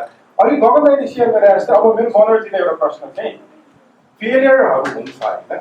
So as an entrepreneur food प्लान्टको एउटा ब्रान्ड भनिसकिन्छ सबैले खाना रेस्टुरेन्टबाट म पनि ट्राभल गर्न सक्दिनँ भन्ने बित्तिकै फुड प्लान्टको सो हामीले चाहिँ खाली चाहिँ फुड प्लान्टको लस्सी साइड मात्रै देख्छौँ कि फुड प्लान्टले यस्तो खतरा गरेछ। तर एज एन एन्टरप्रेन्योर फुड प्लान्टलाई आजको लेभलसम्म ल्याउँदाखेरि चाहिँ च्यालेन्जेसहरू एज एन एन्टरप्रेन्योर मनोरले हेर्दाखेरि चाहिँ एन्टरप्रेन्योरले फेस गर्ने च्यालेन्जेसहरू कस्तो हो नेप्लिज कन्टेक्स्टमा? अब एन्टरप्रेन्योरले फेस गर्ने प्रब्लम पहिला सुरुमा फुड प्लान्टको केही अलिकति सानो इक्जाम्पल मैले कसरी अगाडि लिएर आएँ भन्न चाहन्छु है। फुड प्लान्टको अघि भनौँ आइडियाको भ्यालु छैन भनेको अब आइडियाको टोटली भ्यालु नै नभएको चाहिँ कति होइन। तर त्यो आइडियालाई एक्जिक्युट गर्नलाई तपाईँ कति प्लान गर्नुहुन्छ, त्यसमा कति वर्क गर्नुहुन्छ, अनि त्यसमा चाहिँ एउटा भ्यालु क्रिएट गर्न सक्नुहुन्छ। फुड प्लान्टको कुरा गर्दाखेरि आइडिया त मैले दिमागमा आइहाल्यो। अनि मैले भने पहिला कति वर्ष अगाडि मैले प्रब्लम फेस गरेको थिएँ, त्यसको सोल्युसन दिन्छु भन्ने चाहिँ दिमागमा आयो। आइडिया मात्रै भयो होइन। अब त्यसपछि त्यसलाई मैले एकदम प्रपर बिजनेस मोडल बनाउनु पऱ्यो नि। हो त्यसमा चाहिँ अब अलिकति अहिलेको नयाँ एन्टरप्रेन्योरहरूमा अलिकति त्यसमा काहीँ सुन्नु भएको हुन्छ कि जस्तो चाहिँ मलाई त्यो लाग्छ। अब मैले भन्नु पर्दाखेरि चाहिँ आइडियालाई पहिला एउटा प्रोपर बिजनेस मोडल एउटा बनाउनु पर्ने हुन्छ र त्यो चाहिँ भ्यालिडेट गर्नलाई पहिला चाहिँ छ कि छैन पेज मार्केट छ कि छैन, बाहिर निड छ कि छैन, त्यो क्रिएट गर्न सक्छु कि सक्दिनँ भन्ने कुरा चाहिँ सोच्नुपर्ने हुन्छ। अब मैले पनि फुड प्लान्ट क्रिएट गर्दाखेरि एकदमै टोटली नयाँ आइडिया पनि यस्तो आइडिया थियो कि नेपालमा मात्रै नयाँ आएको थियो कि त्यो चाहिँ मैले फुड डेलिभरी सर्भिस स्टार्ट गर्छु भनेपछि मैले रिसर्च गर्न थालेँ। म इन्डियामा भएको स्विगीहरू त्यो सबै पछि आएको होइन। म रिसर्च गर्न थालेँ कि ओके मैले यस्तो काम सुरु गर्दैछु, अब बाहिर कसरी हुँदो रहेछ म त्यो सिक्छु भनेर मैले चाहिँ अब म आइटी प्रोफेसनल पनि भएको हुनाले पहिल्यै गुगल गर्न थालेँ होइन। सबै हेरेँ तर काहीँ पनि मैले जे सोचेर जे जस्तो खालको चाहिँ स्टार्ट गर्छु भनेको त्यो चाहिँ मैले कहीँ पनि भेटेँ थियो। अलिकति जस्तो भनौँ रेस्टुरेन्टलाई लिस्ट गराएर अनि अर्डरहरू लिने प्लेटफर्महरू चाहिँ त्यही बेलामा पनि थियो होइन। युकेमा 2001-2तिर नै जस्ट इट भन्ने थियो, युएसमा ड्रप भन्ने थियो होइन। तर त्यो नेपालको कन्टेक्स्टमा मैले ल म पनि अब चाहिँ त्यस्तै खोलेर आफ्नो वेबसाइट चाहिँ लन्च गरिदिन्छु भनेर चाहिँ बोलाएर बस्ने मैले विचार बनाएको भए सायद म सक्सेसफुल हुन्थेँ नि। तर त मैले त्यहाँ के देखेँ भने ल अब मैले वेबसाइट बनाएर एउटा लिस्टिङ गराएर मात्रै पुग्दो रहेछ। त्यसमा भ्यालु क्रिएट गर्नलाई मैले डेलिभरी सर्भिस लजिस्टिक म्यानेजमेन्ट मैले आफैले गर्न सकेन भने त्यो कसैले पनि युज गर्दैन। त्यो मेरो सोच आइसकेपछि मैले के गरेँ भने अब बाहिर रिसर्च गरेको मैले भेटाइनँ, नभेटाएपछि आफू वर्क गर्न थालेँ कसरी गर्ने होइन। रेस्टुरेन्टलाई कसरी साइनअप गराउने, उसँग कसरी कमिसन लिने अथवा डेलिभरी चार्ज हामीले कसरी फिक्स गर्ने, कस्ट कसरी चाहिँ हामीले क्यालकुलेट गर्ने, डेलिभरी गर्दाखेरि कति कस्ट पर्छ होला होइन, त्यसलाई कसरी चाहिँ सब्सिट्युट गर्ने कुरा चाहिँ म पहिल्यैदेखि वर्क गर्थेँ। अनि मलाई अहिले आज गर्व छ कि जुन कुरामा मैले अलिक समय पनि बिताएर एकदम बिट बाई बिट एकदमै एटेन्सन टु डिटेल दिएर मैले क्यालकुलेसन गरेर निकालेको थिएँ, त्यही कुराले फुड प्लान्टको आजसम्म सर्भाइभ भएको छ। यदि त्यो बेलामा खालि म आइडियाको मात्रै पछाडि लागेको भए सायद त्यो बेलामा बन्द भइसक्यो होइन। भनेपछि त्यो कुरा चाहिँ गर्नु रहेछ। त्यो हिसाबले चाहिँ च्यालेन्जेस चाहिँ अब च्यालेन्ज त आउँदै जान्छ। अब त्यसपछि मैले त्यो च्यालेन्ज पनि कहाँ जोडेको छ भने मैले एकदमै त्यो बेलाको लागि त्यो आइडिया धेरै इनोभेटिभ आइडिया भयो भने पनि च्यालेन्जहरू धेरै फेस गर्नुपर्ने रहेछ कि। अब वेबसाइट बनाइ सबै त रेडी भयो, सबै भइसकेपछि अब नेक्स्ट च्यालेन्ज मलाई के भयो भने हाम्रो सर्भिसमा रेस्टुरेन्ट त लिस्ट गराउनु पऱ्यो नि होइन। अब त्यो रेस्टुरेन्ट लिस्ट गराउने बेलामा रेस्टुरेन्टलाई के भनेर मैले बुझाउने होइन। अब यसरी चाहिँ जस्तो अघि तपाईँले भन्नुभयो हामीले स्टार्ट गर्न लागेको सर्भिस भनेको स्विगी जस्तो हो, फुड पान्डा जस्तो हो अथवा जोम्याटो जस्तो यो जस्तो भन्न पाए आजको दिनमा त्यो सजिलो छ बुझाउन होइन। हामीले पनि इन्डियामा स्विगी छ त्यस्तै हामीले गर्न लागेको हो भनेर भन्न सजिलो थियो होला, तर त्यो बेलामा त्यो थिएन नि त। त्यो नभएपछि त्यो कुरा बुझाउनलाई रेस्टुरेन्टलाई सम्झाउनलाई त्यो गर्नलाई एकदमै हामीले सोचेको भन्दा बढी त्यसमा चाहिँ इफोर्ट लगाउनु पऱ्यो। त्यसमा चाहिँ म अघि नै मैले भनिहालेँ सुरुमै म एकदमै आज म सफ्टवेयर प्रोग्राम हो, मैले कुनै बिजनेस गरेको छैन, न मैले गरेको छ न मेरो परिवारले गरेको थियो, कुनै कसैले गरेको थियो, म नै पहिलो हो। र मैले जे गरेर मैले जे जानेको थिएँ मैले जानेको भनेको कम्प्युटरको कोडिङ गर्न जानेको थिएँ होइन, अल्गोरिदमहरू डेभलप गर्न जानेको थिएँ। त्योभन्दा अब बिजनेसको बिगन थाहा छ मलाई। खालि म एन्टरप्रेन्योर भएको किन भन्दाखेरि मेरो प्यासन कम्प्युटरमा थियो। अनि अर्को मैले चाहिँ बिस्तारै बिस्तारै एउटा फ्रिडम मैले काम गर्दाखेरि म आफ्नै हिसाबले काम गर्न पाए हुन्थ्यो भन्ने फ्रिडमले गर्दाखेरि मैले त्यो कुराले पुस गर्दै यो फुड प्यान्ट स्टार्ट गर्नलाई पुऱ्याएको हो होइन। अनि त्यो च्यालेन्जेसहरू पुरा गर्दाखेरि चाहिँ सुरुमा के च्यालेन्ज भयो, रेस्टुरेन्ट साइन अप गराउनु च्यालेन्ज भयो। त्यसलाई बल्ल बल्ल हामीले चाहिँ कन्भिन्स गरेर लिएर आयौँ। 8-10वटा रेस्टुरेन्ट पुऱ्याएपछि हामी सर्भिस स्टार्ट गऱ्यौँ। अब त्यसपछि अर्को च्यालेन्ज भन्दाखेरि चाहिँ कसरी त्यसलाई चाहिँ मैले च्यालेन्ज गर्नु पनि हाल्थेँ सुरुमा चाहिँ। रेस्टुरेन्ट आइसकेपछि अब मेरो सोचाइ के थियो भने मेरो प्रोग्राम हो, म आफ्नो जुन सोचाइ हो त्यही सबै संसार त्यस्तै हुन्छ कि सोचेँ कि त्यो बेलामा मैले यस्तो सोचेँ कि मैले यो सर्भिस स्टार्ट गरेपछि कसैले थाहा पायो भने तुरुन्तै चाहिँ सर्भिस युज गर्न थाल्छ। त्यो सोच बनाएर मैले के गरेँ भने सबैको प्रिपेरेसन सकेपछि मार्केटिङलाई मैले यति इजिली दिएँ कि फ्लायर बनाएँ। 2000 जति फ्लायर बनाएँ हामी साथीभाइसँग मिलेर कम्पनी स्टार्ट गरेको। अनि फ्लायर बनाइसकेपछि अब डिस्ट्रिब्युट गर्नु पऱ्यो फ्लायर। अरू कुराको लागि त हामीसँग मार्केटिङ बजेट थिएन त्यो बेलामा। फ्लायर डिस्ट्रिब्युट गर्ने र फ्लायर डिस्ट्रिब्युट गर्दाखेरि मेरो यति म ओभर कन्फिडेन्ट थिएँ कि यो मैले 2000वटा फ्लायर एक्चुअली बाँड्नु हुँदैन। दिनमा 50वटा बाँड्छु, भोलि 50वटा बाँड्छु, पर्सि 50वटा। किनभने 50वटा आज बाँडेँ, भोलि 25वटा अर्डर आयो भने मैले कसरी गर्छु? मेरो सोचाइ चाहिँ त्यो थियो कि। अनि मैले सुरुमा आज 50वटा, भोलि 50वटा, पर्सि 50वटा गरेर फ्लायरहरू बाँड्नु थालेँ। तर त्यो 2000 फ्लायर सक्यो, एउटा पनि अर्डर आएन होइन। 2000 फ्लायर सक्यो, एउटा पनि अर्डर आएन। त्यसपछि अनि मलाई रियलाइज भयो ए मैले सोचे जस्तो गरी हुँदैन रहेछ भन्ने गरेपछि मैले मार्केटिङमा इफोर्टहरू गर्न लगाउन थालेँ। त्यसपछि अनि यो बिस्तारै टेकअप गऱ्यो र बिस्तारै आज यो स्थितिमा छौँ। अनरजीलाई मेरो अर्को एउटा प्रश्न चाहिँ कुन इयरमा सुरु भएको थियो तपाईँको? 2010 मा 2010 मा तपाईँले रेस्टुरेन्टबाट platform based food delivery system गर्दाखेरि संसारभरि कतै मैले थाहा पाएँ अनुसार एक्ज्याक्ट हामी भने जोमाटो, स्विगी, फुड पान्डा के पनि थियो। जोमाटो थियो तर उनीहरू चाहिँ 2008 कै हो। तर उनीहरू चाहिँ टोटल्ली रेस्टुरेन्ट मार्केटिङको प्लेटफर्म थियो। सो मेरो एउटा प्रश्न चाहिँ फुड पान्डा मानौ आज चाहिँ काठमाडौँबाट सुरु नभएर दिल्ली अथवा चेन्नईमा सुरु भएको भए अहिले फुड पान्डा कहाँ हुन्छ? सायद नेपालको सबभन्दा धेरै धनी मान्छे हुन्थ्यो होला। जगतलाई प्रश्न गर्नको लागि विलेज गराइरहेको अब जस्तै फुड पान्डा चाहिँ फुड पान्डा बन्न नसक्ने भनेपछि केही चिज त हामी अन्टरप्रेन्योरले मात्रै गर्दा त भएको होइन होला नि। मनोहरजीले त एउटा आफ्नै एउटा उद्यमीको धर्म अनुसार गर्नुपर्ने सबै चिज गर्नुभयो होइन। रोजगारी पनि क्रिएट गर्नुभयो, त्यो कस्टमरलाई भ्यालु पनि एड गर्नुभयो। अब हामीसँग पोलिसी एङ्गलमा चाहिँ यस्तो मनोहरजी जस्तो मान्छेलाई सपोर्ट गर्ने पोलिसी साँच्चीकै त्यहाँ पोलिसी बनाउनु जाँदाखेरि दिमागै नभएर हो कि सोच नभएर हो कि अथवा एउटा गर्ने इच्छा शक्ति नभएर किन चाहिँ त्यो इन्भाइरोमेन्ट आएको तर यो अलिकति चाहिँ ब्याक थिएँ। यो मैले मनोरञ्जनको स्टोरीलाई अहिले ठ्याक्कै रिलेट गराउँदा के हुन्छ नि, हामीले शिक्षित भट्ट भन्ने मान्छे हुनुहुन्छ जसले टुटल भन्ने कम्पनी सुरु गर्छ। उहाँले धेरै पब्लिक फोरममा के भन्नुहुन्छ भने शिक्षितले भन्ने चाहिँ पठाओ अहिले नेपालमा आएको छ, पठाओ र टुटल चाहिँ सँगै सुरु भएको। अब पठाओ चाहिँ बङ्गलादेशमा सुरु भयो, नेपालमा एक्सप्यान्ड गरेर टुटललाई कम्पिट गर्न आइसक्यो। टुटल चाहिँ अहिले पनि त्यो ठिक बिजनेस हो कि होइन भन्ने स्थितिमा छ भने चाहिँ हामीले कति चिज इनोभेसन र अन्टरप्रेन्योरसिपको कुरा गर्दाखेरि अहेड अफ टाइम बिफोर त्यो पोलिसी इज रेडी भन्ने कुराहरू हुन्छ। त्यो हिसाबले चाहिँ हाम्रो पोलिसी मेकिङ अथवा नीति निर्माणमा यस्तो चिजलाई चाहिँ कसरी हेरिन्छ हामी अलिकति कन्फ्युज पनि छौँ। अघि केही कुरामा थोरै जोडिन्छ। डाक्टर रामशरण महत अर्थमन्त्री हुनुहुन्थ्यो। अर्थमन्त्री रामशरण डाक्टर साहब हुँदै गर्दाखेरि मैले उहाँको घरमा गएर युएसको एउटा केसको इक्जाम्पल सहित एउटा सानो रिपोर्टै बनाएर लिएर गएपछि 2071 सालको बजेटमा जस्तो लाग्छ सुशील कलर प्राइम मिनिस्टर हुनुभएको बेलामा उहाँले 50 करोड रुपियाँ पैसा स्टार्टअप फन्ड भनेर छुट्याइदिनु भयो। नेपालको बजेटमा पहिलोपटक स्टार्टअप फन्ड भनेर आयो।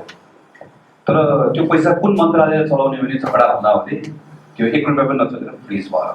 त्यसो अलिक पछाडि त्यसपछि डाक्टर स्वर्णिमलाई एनपिसीमा आएपछि मलाई गएर फर्दर फेरि कुरा भने अब उहाँ झन् छिटो बुझिहाल्नु भयो। त्यस बेला च्यालेन्ज फन्ड भनेर त्यो 1 अरब भएर आएको थियो। 1 अरब पैसा भयो। तर 1 अरब पैसा भएपछि त्यसको 1 रुपियाँ पनि प्रयोग भएन।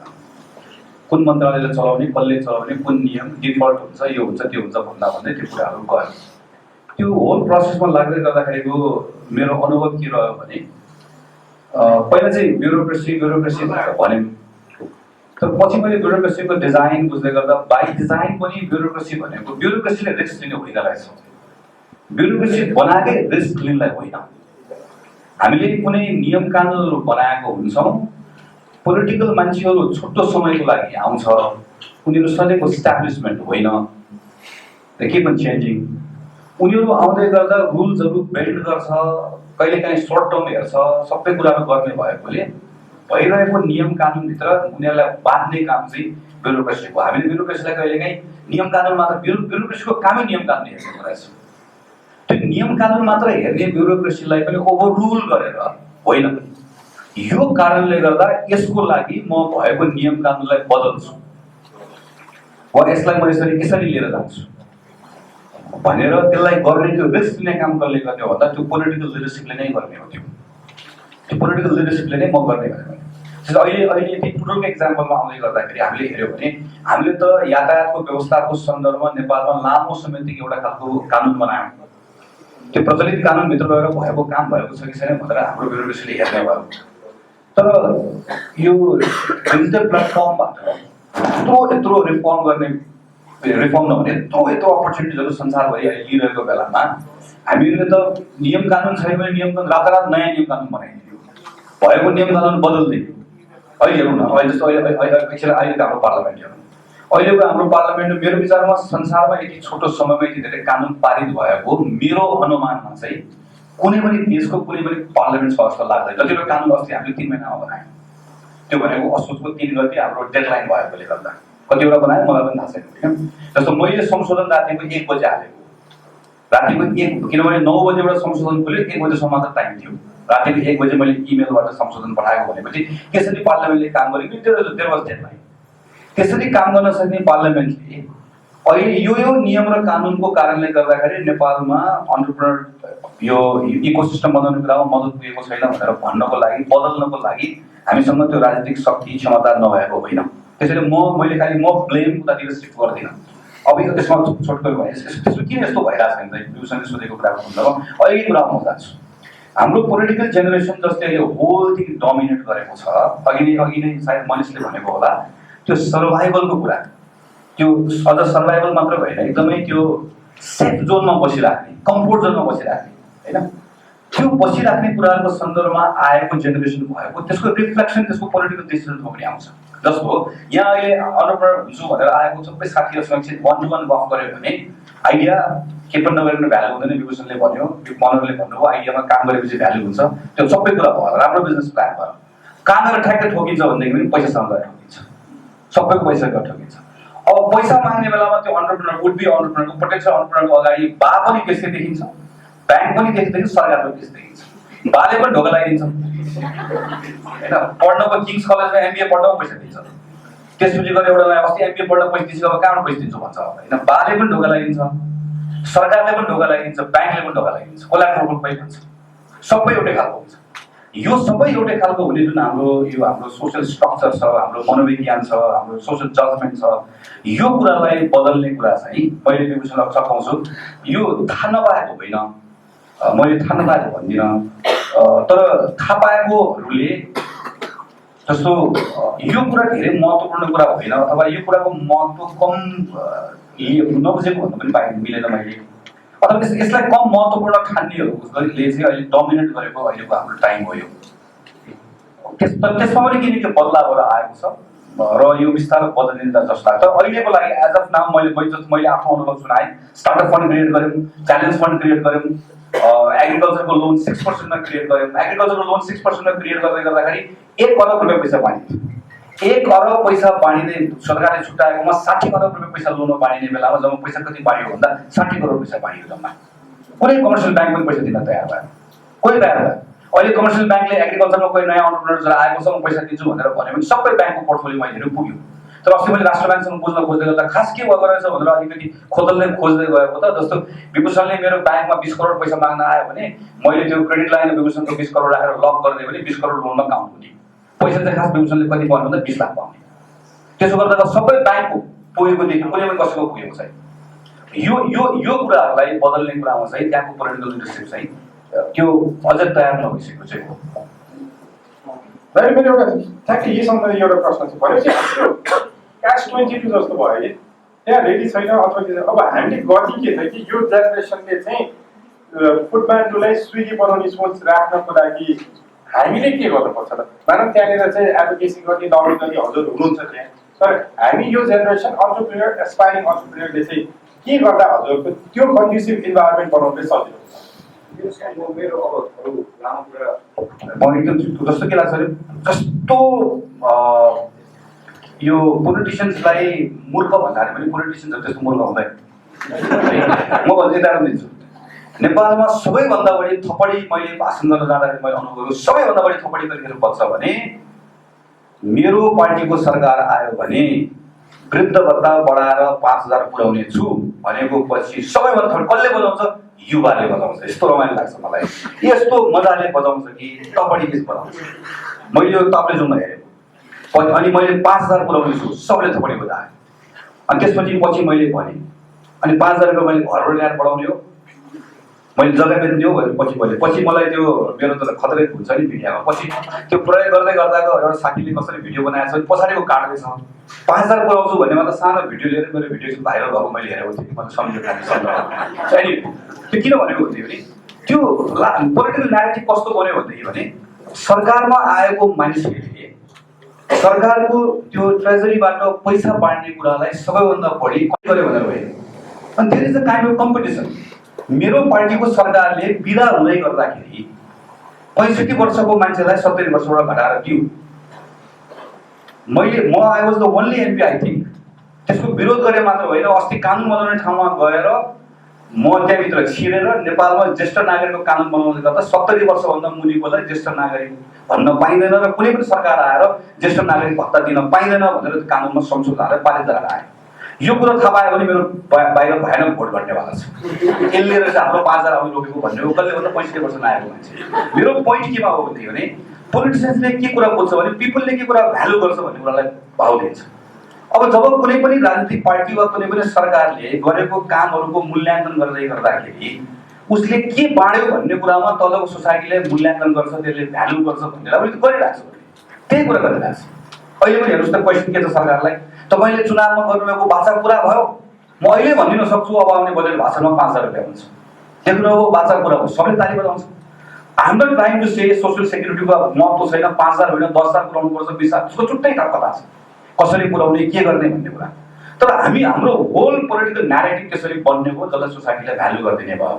यति कुरा गर्दै पुग्छ भन्ने लाग्छ विभूषण मलाई कि अबको नेपालको यत्रो ठुलो डेमोग्राफिक चेन्ज भएको छ। सबै भोटर यङ छ। यङ भोटर्सले कुनै पनि सरकारले नेपालमा इम्प्लोइमेन्ट क्रिएट गर्ने कुराको सन्दर्भले ल्याएको पोलिसीले कति मद्दत गर्यो? स्मल मिडियम स्केल इन्टरप्राइज चलाउने यङ मान्छेहरूले सरकारको पोलिसीलाई एप्रिसिएट गरे कि गरेन? मनोहर जस्तो मनिष जस्तो आएको यङ अन्टरप्रेनर्सहरूले ग्लोबल प्लेटफर्ममा जाने कुरामा मद्दत गरे कि गरेन? यस्तो कुरा हेरेर यङ मान्छेले भोट हाल्छ भन्ने थाहा पायो भने त्यो पार्टी तुरुन्त सरकार पुगेर आइहाल्छ बनाउनलाई। तर यसमा भोट आउँछ भत्तामा भोट आउँदैन भन्ने कुरा चाहिँ तलबाट त्यहाँसम्म पुर्याउने गरिकन अर्गनाइज भोइस चाहिँ त्यहाँ जानुपर्छ भने यति कुरा पुग्यो भने बाँकी यो कुरा फेरि सरकारमा बस्ने मान्छेले राइट डिसिजन गर्छ भन्ने मलाई चाहिँ भन्नुपर्छ। एक्ज्याक्टली, थ्याङ्क यू दाइ। सो दाइले भन्नुभएको हामीले फेसबुकमा ट्रोल क्रिएट गर्दाखेरि कुन रिलेटेड गर्नु पर्यो भन्ने चिज चाहिँ अब आई थिङ्क क्लियर हुन्छ। मेरो चाहिँ अब एउटा अन्तिममा हामी टाइम त बाहिर छ। म एउटा धेरै मान्छे हामी यहाँ भएर अनफर्चुनेटली हामी सबैको प्रश्न लिन सक्दैनौँ होला। सो मैले इमिडिएटली एउटा इनोभेसन गरेको चाहिँ 2 राउन्डमा म प्रश्न लिन्छु। पहिलो राउन्डमा 5 पिपल जसमा 5 जना र दोस्रोमा 5 है। त्यसपछि चाहिँ आई थिङ्क अब हामी यसलाई चाहिँ सोसियल मिडिया मार्फत पनि प्रश्न उत्तरको कन्टिन्यू गर्न सक्छौँ होला। सायद आश्विनजीले मैले अहिले नै भनिहालेँ होइन।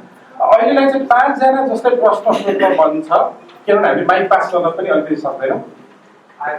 अनि एकैछिन है 5 जनाले चाहिँ यतातिर एकैचोटि बस्दै गर्नुहोस् होला होइन। त्यसपछि 1 बाई 1 फेरि मेरो त एकदमै मोडरेटर भएर चाहिँ बडा बोल्नु मन लाग्छ। प्रश्न सोध्छु, क्ल्यारिफिकेसन जस्टिफिकेसन भन्दा पनि एक्ज्याक्टली प्रश्न गगन दाइ अथवा कसैले के छ भनेर प्रश्न यहाँ चाहिँ 1 जना 5 जनाले बस्दै गरौँ। 1 2 3 4 5 को आउनुहुन्छ फर्स्ट कम फर्स्ट सर्भ यसमा। पछाडिबाट कोही हुनुहुन्छ? मैले पछाडिलाई दोस्रो नम्बर दिएर पछाडि आउन गाह्रो हुने ठाउँ 1 2 तपाईँ एकचोटि आउनुहोस्। काठमाडौँ महानगरपालिका वडा नम्बर 5 कलेज मेरो त्रिचन्द्र। त्यसपछि म आइटीको विद्यार्थी र कम्प्युटर व्यवसायी। जिल्ला मेरो जन्म जिल्ला काभ्रेको हुन्छ। म नेपाली काङ्ग्रेसमा काम गरिरहेको एक उद्यमशील व्यक्तित्व भए र विद्यार्थी राजनीतिको प्रतिनिधित्व गर्छु। मेरो प्रश्न चाहिँ उद्यमी हाम्रो आदरणीय दाइहरूलाई नै सरहरूलाई नै हो। मैले के भन्न चाहन्छु भने मैले जति पनि अहिले युवाहरू पलायन भएको देखिरहेको छु त्यो हाम्रै कारणले हो। गगन दाइ आफै युवा नेता, त्रिचन्द्र कलेजकै प्रोडक्ट, उहाँलाई पनि यो कुरा थाहा छ। थाहा हुँदा हुँदै पनि उहाँले पनि गर्न नसक्नु भएको कन्डिसन हामीले बुझेका छौँ। अब सबै त धेरै त नभनौँ, मिनिमाइज चाहिँ कसरी गर्न सकिएला, गगन दाइको थ्रु उहाँले के अभियान चलाउनु भएको छ युवालाई पलायन हुनबाट। राज्यले त सकेन, सक्दैन, राज्यले त वितृष्णा पैदा गराएकै छ। तर अब गगन दाइको तर्फबाट उहाँको व्यक्तिगत तर्फबाट के चाहिँ प्लान बनाउनु भएको छ, मैले बुझेसम्म उहाँ पनि उद्यमी, मलाई लाग्छ मैले थाहा पाएसम्म बाख्रा पालन पनि उहाँले गर्नुभएको छ, त्यो पनि छ। उहाँ पनि उद्यमी के कति हो सुनेको कुरा हो। अब यसमा हाम्रा ग्रामीण भेगका युवाहरूलाई पनि हामीले समेट्न सक्यौँ भने हामी राजनीतिमा पनि अगाडि बढ्न सक्छौँ। साथै हाम्रा युवाहरूको आकाङ्क्षाहरू धेरै छ। कहाँ जाने बाटो देखाएको गर्नुभएको छ, इन्जिनियरिङ गर्नुभएको छ, गर्नुभएको छ। यहाँ सामान्य व्यक्तिले धेरै काम गर्न सकेका छ। अन्ततगत नाम र दाम नै हो हाम्रो लागि, सधैँको लागि। त्यो दाइले, गगन दाइले हामीलाई एउटा बाटो दिनु पर्यो। दाइ हामी पलायन हुन नपरोस्, हामी पलायन नहुनको लागि बाटो दिनुहोस्, एउटा प्रोजेक्ट प्लान ल्याउनुहोस्। धन्यवाद। एकदम क्वेसन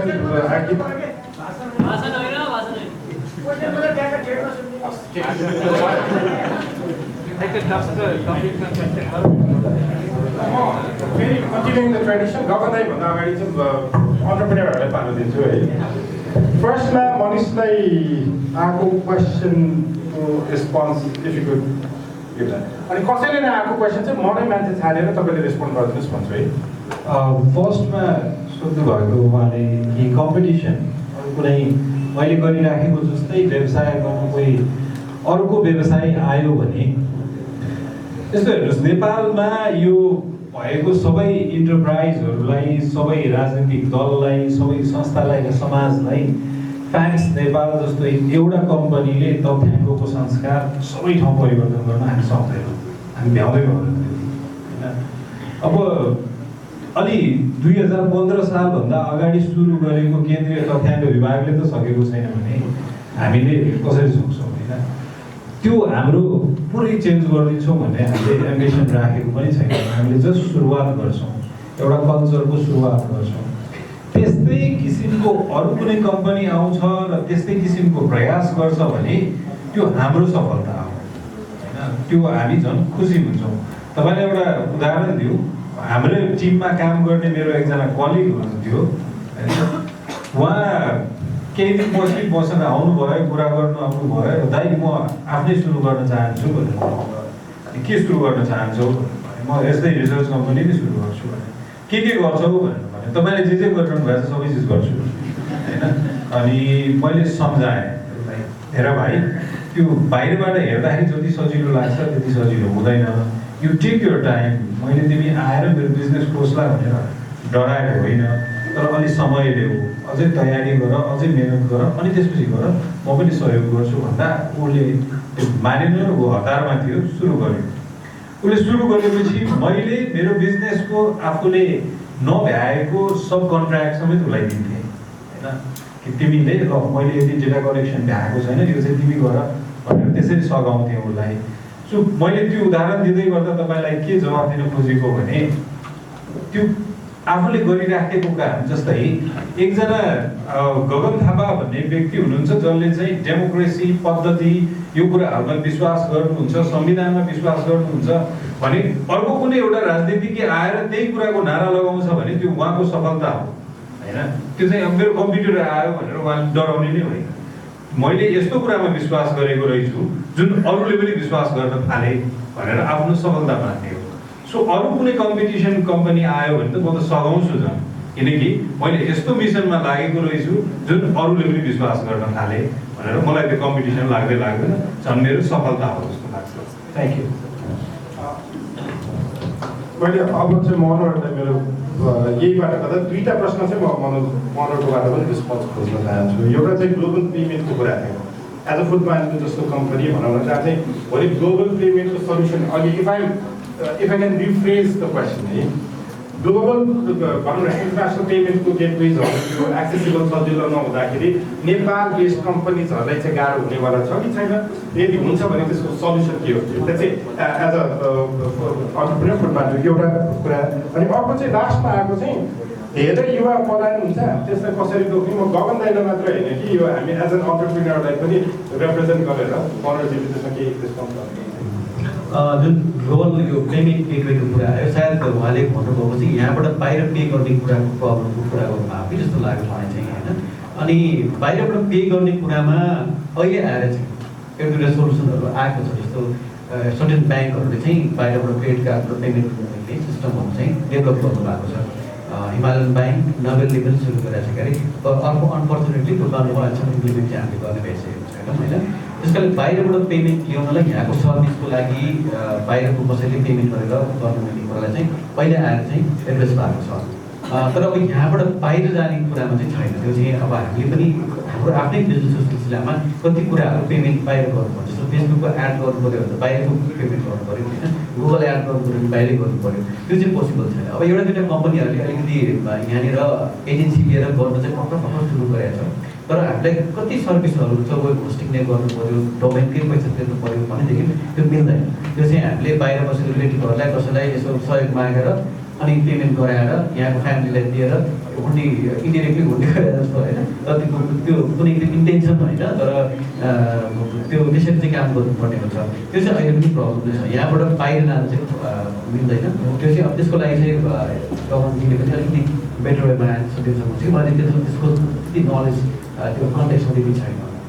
अनि जुन अर्को कुरा भन्नुभयो, जुन बाहिर जाने युवाहरूलाई कसरी रोक्ने भन्ने सिलसिलामा चाहिँ अब बाहिर जाने अब दुईवटा तरिकाले गइरहेको छ। एउटा करले गइरहेको छ, अर्को रहरले पनि गइरहेको छ। कतिजनालाई करै छ, बाहिर जानै पर्ने छ सिचुएसन। कतिजनालाई त अब बाहिर जाने भनेपछि एउटा बिल चलेको छ, त्यसै पनि जाने पनि एउटा चाहिँ छ होइन। अब मेरो विचारमा चाहिँ अलिक लङ टर्म सोच्नुपर्छ जस्तो लाग्छ। अब आजै म जान रोक्छु अथवा बाहिरकोलाई अहिले फिर्ता गराउँछु भन्नुभन्दा हामीले यहाँ यस्तो कामहरू सुरु गर्नु पऱ्यो। जस्तो अब फुलमान्डुले एउटा के गरे होला, मनिषजीले के गर्नु भएको होला, गगन दाइले के गर्नु भएको छ भनेपछि हामीले ओभरअल नै हामीले चाहिँ यस्तो कामहरू गर्दै जानु पऱ्यो कि अबको 5 वर्षपछि 10 वर्षपछि मेरो छोराछोरीले जान नसोचोस्, मेरो भाइ बहिनीले जान नसोचोस् होइन। त्यो हिसाबले जाँदै गऱ्यो भने चाहिँ हामी हुन्छ होला। हामीले के गरौँ, यहाँ एन्टरप्रेन्योरसिप बिस्तारै त्यो कल्चर डेभलप भइरहेछ, काम गर्नुपर्छ भन्ने कुरा, के गर्नुपर्छ भन्ने चिज हतारमा आजको भोलि नै एउटा पोलिसी गभर्मेन्टले ल्याउने बित्तिकै भोलि बन्द हुन्छ भन्ने चिज चाहिँ सायद नहुन सक्छ। बरु बाहिर जाने पोलिसी चाहिँ सरकारले बनाइदिनु सक्छ होला, राम्रो बाहिर जानलाई के अफिस गर्नलाई। तर यहीँनिर रोक्छु भन्ने चाहिँ त्यति सजिलो चाहिँ छैन, आजको भोलि चाहिँ हुँदैन। तर बिस्तारै हुन्छ होला जस्तो मलाई लाग्छ। र अब हामीले काम गर्नु पऱ्यो। हामीले काम गरेपछि हामीभन्दा अगाडिको जेनेरेसन चाहिँ बाहिर जाने सोच चाहिँ बन्द गरोस्, बनाउनलाई बन्द गरोस् जस्तो लाग्छ। थ्याङ्क यू मनोहरजी। गगन दाइमा आउनुभन्दा अगाडि अलिकति म पनि आफै पनि उद्योगी भए हिसाबले दुईवटा प्रश्न, एउटा पेमेन्टको सल्युसनको थियो नि। आई थिङ्क त्यो धेरै एस्पाइरिङ अन्टरप्रेन्योरहरूको लागि छ। मेरो कम्पनीले चाहिँ पहिला हामी आजभन्दा 10 वर्ष अगाडि नै, 13 वर्ष भयो मेरो कम्पनी भएको, हाम्रो 10 वर्ष अगाडि नै त्यो पेमेन्टको सल्युसन चाहिँ हामीले क्र्याक गरिसक्यो। हामीले सिम्पल छ। तपाईँले if you want to pay outside, अहिलेको एक्जिस्टिङ सल्युसन चाहिँ डलर अकाउन्ट यदि कम्पनीको नाममा खोल्ने हो भने कुनै पनि ब्याङ्कले क्रेडिट कार्ड इस्यु गर्छ, जुन चिजले चाहिँ इन्टरनेसनल पेमेन्ट गर्न पर्छ। अब आफू उद्यमी भएपछि के सोच्नु पऱ्यो भने त्यो डलर एउटा अकाउन्ट खोल्नको लागि मैले कसरी गर्ने त? त्यसको लागि पनि सिम्पल छ। तपाईँले आउटसोर्सिङ गर्नुहुन्छ नि, $5,000 चाहिँ उताबाट आउँछ भने त्यो क्लाइन्टलाई वायर ट्रान्सफर यो ब्याङ्कको यो अकाउन्ट नम्बरमा गरिदियो भनेपछि डलरको सोर्स आइसकेपछि त्यो $5,000 को अगेन्स्टमा क्रेडिट कार्ड दिन्छ। मैले यो चाहिँ किन भन्न खोजेको भने कति बेला चाहिँ if that is critical to your business, तपाईँ आफैले पनि के छ त भनेर, यो पनि मैले पनि थाहा भएको कसैले भन्दै रहेको कि आफैले हरेक ब्याङ्कमा गएर सोध्दै जाँदा यो सल्युसन निक्ल्यो। तर अब मनोरञ्जनको त्यसमा त्यो किन हुँदैन, किनभने उहाँले डलर आउनेवाला छैन भनेपछि हामी कसरी त्यसो निकाल्नु पर्छ। अर्को कुरा चाहिँ बाहिर जान नहुने भनेर एकदम सजिलो सल्युसन, पासपोर्ट छाप्न बन्द गरिदियो, बाहिर कोही पनि जाँदैन। That is what we want होइन। पासमा सामने गभर्मेन्ट रोकेर कोही पनि जाने कुरै भएन तर यति विचारमा हामीले के सोच्नुपर्छ बाहिर जानु नराम्रो होइन बाहिर जानुपर्छ मान्छेले सिप सिकेर आउँछ केही नभने हाउ टु डु वर्क भनेर सिकेर आउँछ तर यहाँ बसेर मान्छेले बाहिर गयो त्यही भएर मैले कामदार पाइनँ भन्ने सल्युसन होइन कि त्यो त बाहिर जाँदै पनि मेरो कम्पनीमा कसरी मैले त्यो ह्युमन रिसोर्स अक्वायर गर्ने भ्यालु एडिसन भनेको त्यो चिज चाहिँ अहिले उद्यमीको टाउकोमा पनि त्यतिकै छ होला कि सरकारले रोक्दैन मात्र अनि मैले त्यो भनेको जस्तो मान्छे पाउँछ कि हामी पाउँदैन विथ द्याट ब्याकग्राउन्ड म गगन दाइले चाहिँ अब यो धेरै प्रश्नहरूतिर लक्षित भए हिसाबले समग्र मान्नु यो फर्स्ट क्वेसन यो म्यानुअल लिगलाइज गर्ने कुराको यो उसमा अघिकै कुरा जस्तो अब हाम्रो कानुनले अहिले छैन भनिसकेपछि ब्युरोक्रेसी सबैले नभएको कुरालाई पालना गर्नुपर्छ तर एज अ पोलिटिकल मान्छे हामीले यसको बारेको ग्लोबल बहसहरू नयाँ ढङ्गले आयो हिजो जसले हामीलाई यसलाई यसको यसको पोलिटिकल इकोनोमीको थुप्रै कथा छ है तपाईँले माओवादी युद्धसँग सम्मको कथाहरू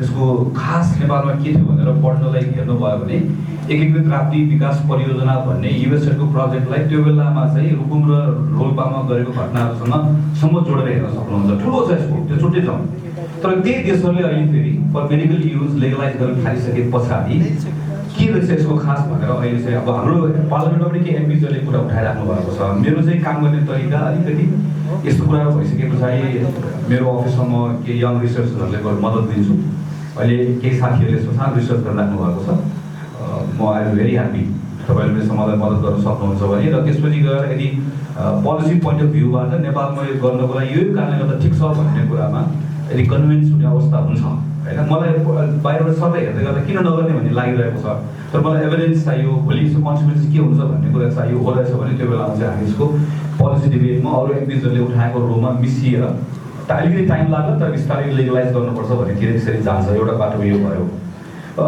बाहिरभित्रको कुराको सन्दर्भमा पनि मलाई चाहिँ के लाग्छ भने यो brain gain reverse brain gain पहिला ब्रेन ड्रेन त्यसपछि गएर ब्रेन गेन यसलाई रिभर्स गर्ने यस्तो थुप्रै टर्मिनोलोजीहरू आइरहेको छ म चाहिँ अझै के भन्न चाहन्छु भने हामीहरूकोमा अझै के टाइम यो सर्कुलेसनकै टाइम हुन्छ भित्र जाने बाहिर जाने यो यतातिर भन्दाखेरि पनि जो जहाँ बस्यो पनि त्यसले भ्यालु कसरी क्रिएट गर्ने यहाँ भन्ने कुरा इज भेरी भेरी इम्पोर्टेन्ट हाम्रो लागि अहिले पनि सो बाहिर जाने साथीहरू पनि हाम्रो लागि ठुलो एसेट हुनसक्छ अहिले किन उनीहरू जुन ठाउँमा गएको छ जुन प्लेटफर्म युज गरिरहेको छ जहाँ एक्सेस पाएको छ कति म जहाँ जाँदाखेरि पनि बाहिरको साथीहरूलाई भन्छु तपाईँहरूले नेपालमा ठुल्ठुलो इन्भेस्टमेन्टको मात्र कुरा नसोच्नु है नेपालमा एस्पायरिङ यङ मान्छेहरू छ बरु एउटा प्लेटफर्म क्रिएट गर्नु भन्ने कुरा हो मेरो चाहिँ आई डोन्ट नो कसले गर्न सक्नुहुन्छ यहाँ भएको मान्छेसँग गजबको आइडिया छ वन्डरफुल आइडिया छ बाहिर भएको नेपाली यङ मान्छे कोही छ अलि यङ पनि नभनौँ होला 2-4 पैसा कमाएको पैसा छ तर ट्रस्ट हुन्छ र नेपालमा छ भने त्यो यङ मान्छेको आइडियामा इन्भेस्ट गर्न चाहन्छ भने त्यो प्लेटफर्महरू क्रिएट गरेर म चाहिँ जाँदाखेरि त्यस्तो मान्छेहरू भेट्छु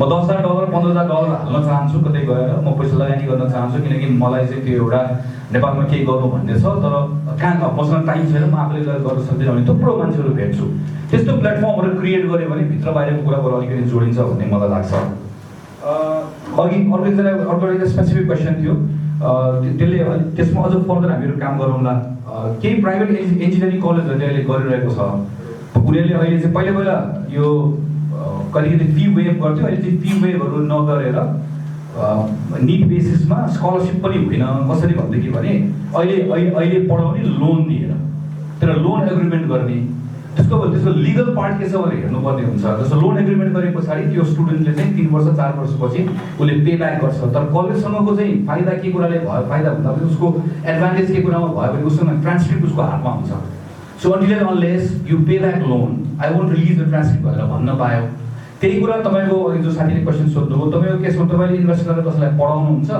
त्यो एग्रिमेन्टलाई लिगलाइज कसरी गर्ने भन्ने कुरा यसमा सायद केही काम गर्न सकिन्छ होला यसलाई तपाईँले एउटा राम्रो विषय दिनुभएको छ फर्दर हामीहरू केही रिसर्च काम गरौँला यसरी जान सकिन्छ भनेर तर यसको सल्युसन निस्कन्छ भन्ने मलाई लाग्छ अनि अन्तिम सबिनजीको कुरामा चाहिँ तैँले के गर्छस् बाटो देखाउँछस् हामी फलो गर्छौँ भन्दाखेरि चाहिँ मलाई फलो नगर्नुहोस् मलाई बाख्रा पाल्दाखेरि के भयो भने मैले अघि भनेको जस्तो पुरा बाख्रा पाल्ने देशभरिको युवालाई लगाउने भनेपछि नवलपरासी जानले पाडा पालेर मलाई उद्घाटन गर्न बोलाउनु मैले पाडो पाल्नु मैले गएर पाडोको रिबन काटेर पाडो मेरो साथी चाहिँ कैलालीको साथी हाम्रो नेविसङको त्यहाँको नेता अहिले पार्टीको नेता हुनुहुन्छ उसले दाइले बाख्रा पाले म झन् गाई पाल्ने भनेर उसले मलाई पन्जाबबाट फोन गर्यो दाइ यस्तो गाई ल्याउँदैछु हेर्नु होला नि भनेर उसले गाई लिएर आयो मैले मात्र यस्तो फर्म उद्घाटन गरेँ होला 10-12वटा मेरो पार्टीको युवा साथी दाइ हिँडेको बाटो हिँड्ने भनेको मेरो बाख्रा पनि ढल्यो उसको गाई पनि ढल्यो उसको पावर पनि सबै कसैको त्यो पनि मागेर त्यसैले यो अब त्यसको मलाई जस्तै उनीहरूलाई पनि लेसन लर्न भयो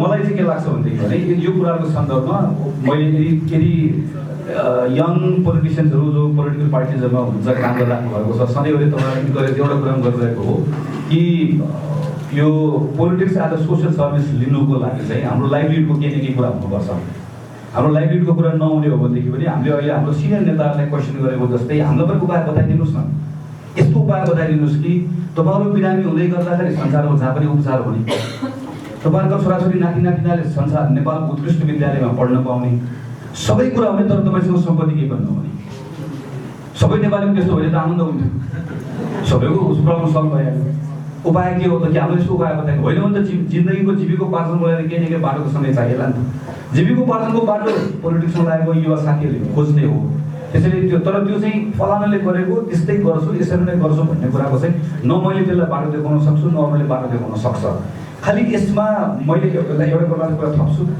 जस्तो आजैको एउटा दुईवटा कुरा आयो एउटा म्यारिडको कुरा आयो एउटा अघि साथीले स्पेसिफिक क्वेसन सोध्नुभयो अहिले मनोहरले र विभूषणले कुरा गरेको सन्दर्भमा कहिलेकाहीँ कस्तो हुन्छ भने हामीहरूकोमा एउटा देशको केही मानिसहरूले नेपालमा लगातार एकदमै थोरै पैसा लगानी गरिसकेपछि सरकारले एउटा कानुन बनायो लगानीमा क्याप राख्ने योभन्दा कम गर्नु नपाउने त्यो भयो नि विभूषण अब हामीलाई त्यतिखेर पोलिसी बनाउँदै गर्दा के लागेको थियो भनेदेखि यो गऱ्यो भने राम्रो हुन्छ नेपालमा भनेर तर पछि गएर के थाहा पायो हामीले त्यो कानुन बनाइसकेपछि भने विभूषणहरू जस्तो हो थुप्रै मान्छेहरूले काम गर्दै बाहिरबाट $5,000-10,000 ल्याएर काम स्टार्ट गरेको हुन्छ उनीहरूको त काम रोक्यो किनकि $10,000 इन्भेस्ट गर्न नपाइने कति छ अहिले कति 1 करोडको राखेको छ होइन कति 5 करोड बनाएर सो 5 करोडभन्दा कम गर्न नपाउने भनिसकेपछि खास उद्देश्य के थियो भने नेपालमा एउटा मान्छेले आएर चाहिँ 50 लाखमा रेस्टुरेन्ट खोलिदिएको छ 10 लाखमा आएर चाहिँ यहाँ आएर ल्याङ्ग्वेज सेन्टर खोलिदिएको छ यस्तो यो त कहाँबाट एफडिआई भयो यसलाई रोक्नुपर्छ भनेर गर्दै गर्दा त्यो अनइन्टेन्डेड कन्सिक्वेन्सेसहरू आयो त्यसैले मलाई लागेको अर्को कुरा चाहिँ यस्तो एस्पायरिङ एन्टरप्रेनर्सहरू यो छ यहाँ भइसकेकोहरू छ नयाँ साथीहरू हुन्छ यो अघि क्वेसनमा फर्किनु खोजेको नेटवर्क पनि चाहिँदो रहेछ हाम्रो बिचमा हामीहरू त्यहाँभित्र कानुन बनाउने ठाउँमा छौँ तपाईँहरूसँग हाम्रो बिचमा यस्तो फोरम्सहरू क्रिएट गर्ने इन्टरेक्सन हुने भने तपाईँहरूको स्पेसिफिक कुरा हामीलाई थाहा हुन्छ अनि हामीले राइट डिसिजन्सहरू त्यहाँभित्र गर्न सक्छौँ कहिलेकाहीँ हामीले गर्न खोजेको एउटा उद्देश्यले हुन्छ हामीले सोचेको भन्दा फरक परिणामहरू आउँछ त्यस्तो कुराहरू जति बढी इन्टरेक्सन भयो त्यति बढी हामीले सिक्दै जाने कुरा आउँछ होला अब धेरै प्रश्नको जिज्ञासा होइन एउटा स्पेसिफिकली ब्लकचेनको थियो अब आई डोन्ट नो दाइले ब्लकचेनको एक्सपर्ट पनि तर मनोजीहरू मलाई यु क्यान टेक इट तपाईँ मैले नै भन्दै थिएँ ब्लकचेन इथेरियम पनि अघि ठ्याक्कै त्यो म्यारिवाना जस्तै इस्किसकेँ त्यसलाई ब्ल्याङ्केट रूपमा चाहिँ क्रिप्टो करेन्सी ब्लकचेन सबै चिजलाई एउटैमा हालेर यो प्याकेज चाहिँ खराब भनेर चाहिँ मैले पनि त्यसमा अलिकति रिसर्च गरेँ हिसाबले चाहिँ आई थिङ्क त्यस्तै कुरामा पनि अघि दाइले भने जस्तै म्यारिवानाको जस्तै त्यसको एभिडेन्स त्यसको युज केस त्यसको बेनिफिट सबै चिज चाहिँ डकुमेन्ट भएर यसमा चाहिँ मैले संयोगले चाहिँ अस्ति बाहिर जाने एउटा कोर्समा सानो पढ्न पाउँदै गर्दाखेरि नेपाली ब्याकग्राउन्डको के अरे नेपाली भाषा ब्याकग्राउन्ड नहुनु बोल्ने तर कालिम्पोङ एउटा मान्छे ब्लकचेनमा करेन्सीमा अथोरिटी जस्तै भएर काम गरिरहेको अस्ट्रेलियाको मान्छे भेटेर अहिले नेपालको अहिलेको हाम्रो एक्जिस्टिङ लजहरूमा कहाँ के कुराहरू गर्दाखेरि कसरी गर्न सकिन्छ भनेर केही कुरा हामी उसको मद्दत लिइरहेछौँ त्यसले पर्दा हामीलाई केही कुराहरूमा ब्लकचेनको कुरामा भाग दिएको छ अनफर्चुनेटली हामीले गभर्मेन्टलाई ब्लकचेनको पनि अलिकति इन्ट्रेस्ट राखेर त्यहाँ सोचिदिने मान्छे धेरै नभएको होइन अब आई थिङ्क हामीसँग धेरै समय छैन मेरो लास्ट एउटा क्वेसन छ त्योभन्दा अगाडि रिक्वेस्ट गरेर लास्ट 3 क्वेसन चाहिँ फ्रम द फ्लोर है महिलालाई प्राथमिकता 1, 2 अनि 3 भयो साथीभाइ छ सरी एकदम त्यो अब चाहिँ प्रतिक्रिया चाहिँ नदियो है त यहाँले पनि एकदम प्लिज है टु द पोइन्ट मेरो नाम चाहिँ निशा भण्डारी हो म चाहिँ अहिले फाइनल इयर ब्याचलरको ल स्टुडेन्ट हो कन्स्टिट्युसनल ल पढिरहेको छु म चाहिँ आज एन्टरप्रेन्योरमा इन्ट्रेस्ट भएर होइन कि पोलिसी लेभल च्यालेन्जेस अफ एन्टरप्रेन्योरसिप बुझ्न आएको हो। त्यही भएर हामीहरू सबैजना यहाँ ग्लोबल इकोनोमीको कुरा गरिराख्दाखेरि चाहिँ देशभित्र भइरहेको अनइभन डेभलपमेन्टको चाहिँ च्यालेन्जेसहरूको बारेमा तपाईँहरूसँग एन्सर्स चाहन्छु। हामी काठमाडौँमा बसेर मौसलको लागि पनि डिसाइड गरिदिइरहेको छौँ, अहिलेसम्म पनि गरिरहेको छौँ होइन। त्यो हदसम्म जाँदाखेरि चाहिँ एन्टरप्रेन्योरसिप डेभलपमेन्ट बियोन्ड काठमाडौँ भ्याली लानको लागि हामीले के गर्न सक्छौँ तपाईँहरूसँग मिलेर हामीले, अनि त्यस पछाडि त्यो कुरालाई चाहिँ लङ टर्ममा डेभलप गर्न पोलिसी लेभलमा चाहिँ के गर्न सकिन्छ भनेर चाहिँ गभर्नमेन्ट सरबाट एन्सर चाहन्छु। Thank you. मेरो नाम कृषिका पाखिन। मेरो क्वेसन के हो भने अब अहिले पनि धेरै यङ जेनेरेसनहरू हुन्छ, अब रनिङको ब्याचलर रनिङ के गरिरहेको छ, टार्गेट के गर्ने हुन्छ नि, अब पढिरहेको छ, अब के गर्ने खाने छैन, के गर्ने अब के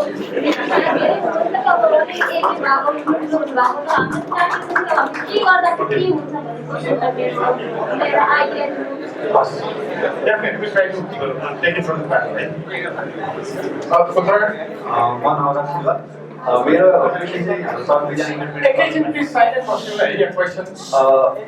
इन्टरप्रेनरको कोर भ्यालु चाहिँ तपाईँ कसरी मान्नुहुन्छ? लाइक तपाईँले पैसा कमाउनुलाई कोर भ्यालु मान्नुहुन्छ कि तपाईँले जब क्रिएसनलाई कोर भ्यालु मान्नुहुन्छ? तपाईँले भन्नुभयो अलिक पहिला जस्तो नेपालमा इजी भेटेको भयो, म धेरै धनी भइसकेँ भन्नुभयो नि। हाम्रो मेन अब्जेक्टिभ इन्टरप्रेनर हुँदाखेरि चाहिँ के हुनुपर्छ? पैसालाई हामी फोकस गर्ने हो कि रादर देन कि एउटा समाजमा चाहिँ इम्प्लोइमेन्टलाई फोकस गर्ने भनिरहेको छ? हेलो एभ्रिवान, म Barsha Nepali currently school of म्यानेजमेन्टमा एमबिए पढ्दैछु।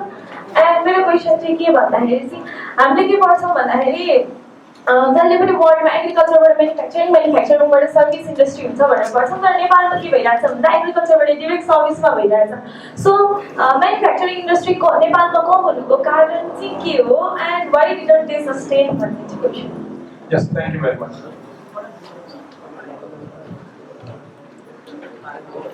नमस्ते सबैजनालाई, मेरो नाम चाहिँ प्रकाश भण्डारी, फाउन्डर सिओ www.com.mp। मेरो चाहिँ क्वेसन तिनैजना स्पिकरलाई चाहिँ इन्टरलिङ्क छ है। सो क्वेसन चाहिँ फर्स्ट मनिषीलाई चाहिँ होइन, since you're from fax Nepal, I hope you all aware of हुन्छ नि त्यो नेपालको इन्भेस्टमेन्ट इकोसिस्टममा चाहिँ तपाईँको नम्बर्स राम्रो जस्तो लाग्छ मलाई। सो अहिले करेन्ट स्टेजेसमा चाहिँ हुन्छ नि नेपालको इन्भेस्टमेन्ट सिस्टम कस्तो छ अहिले, फाउन्डर्सहरू हुन्छ नि जो इन्भेस्ट सिक गरिरहेको छ त्यसको स्ट्याटस के छ अहिले, इन्भेस्टर एन्जल इन्भेस्टर भेन्चर क्यापिटलिस्टहरू के छैन। सो यहीसँग कन्टिन्यू गर्दाखेरि चाहिँ मनोहरजीलाई चाहिँ जुन हुन्छ नि नेपाल तपाईँले स्टार्ट गर्दाखेरि फाइनेन्सियल स्पेस तपाईँले डेफिनेटली भयो, तपाईँले कसरी त्यसलाई ट्याकल गर्नुभयो होइन, अनि त्यसपछि फर्स्ट राउन्ड अफ इन्भेस्टमेन्ट तपाईँले कसरी सेक्योर गर्नुभयो होइन, अनि त्यसपछिको प्रोसेस एन्ड कन्सेप्ट के आयो तपाईँलाई होइन एज अ फाउन्डर। त्यसपछि यही कन्टिन्यू चाहिँ गगनजीलाई चाहिँ के छ भने एज अ पोलिसी मेकर होइन, यो इज एम्प्लियर पोलिसी होइन, तपाईँले चाहिँ हुन्छ जस्तो ई सेवा अथवा अहिलेको हाम्रो फुड मार्केट चाहिँ $1 बिलियन स्टार्टअप भइसक्यो हाम्रो, FDA would be in a better position होइन। तर यसलाई इज गर्नको लागि, यसलाई बेटर गर्नको लागि कम्पनी यो नेपालमा गर्नको लागि चाहिँ तपाईँको पोलिसी के छ, policy maker. Thank you very much. Last question एउटा त्यसपछि मेरो क्वेसन भन्दा पनि अर्ग्यानिक कुरामा एन्टरटेनमेन्टको कुरामा एकदम पुरो पोइन्ट होइन। राष्ट्र ब्याङ्कले पैसा लान्छ भनेर नगरेको होइन, मैले बुझिहाल्छु, तर पैसा आउने बाटो पनि त हुन्छ एज इन्भेस्टमेन्टको रूपमा हेऱ्यो भने। सो त्यो बाटो नै लगेर पैसा बाहिर जान्छ भने तपाईँलाई पनि के काम? तपाईँले ह्याक त दिनुभयो एउटा फन्ड कमिसन, तर ह्याक चाहियो होइन, तपाईँलाई रोबोट सोल्युसन चाहियो।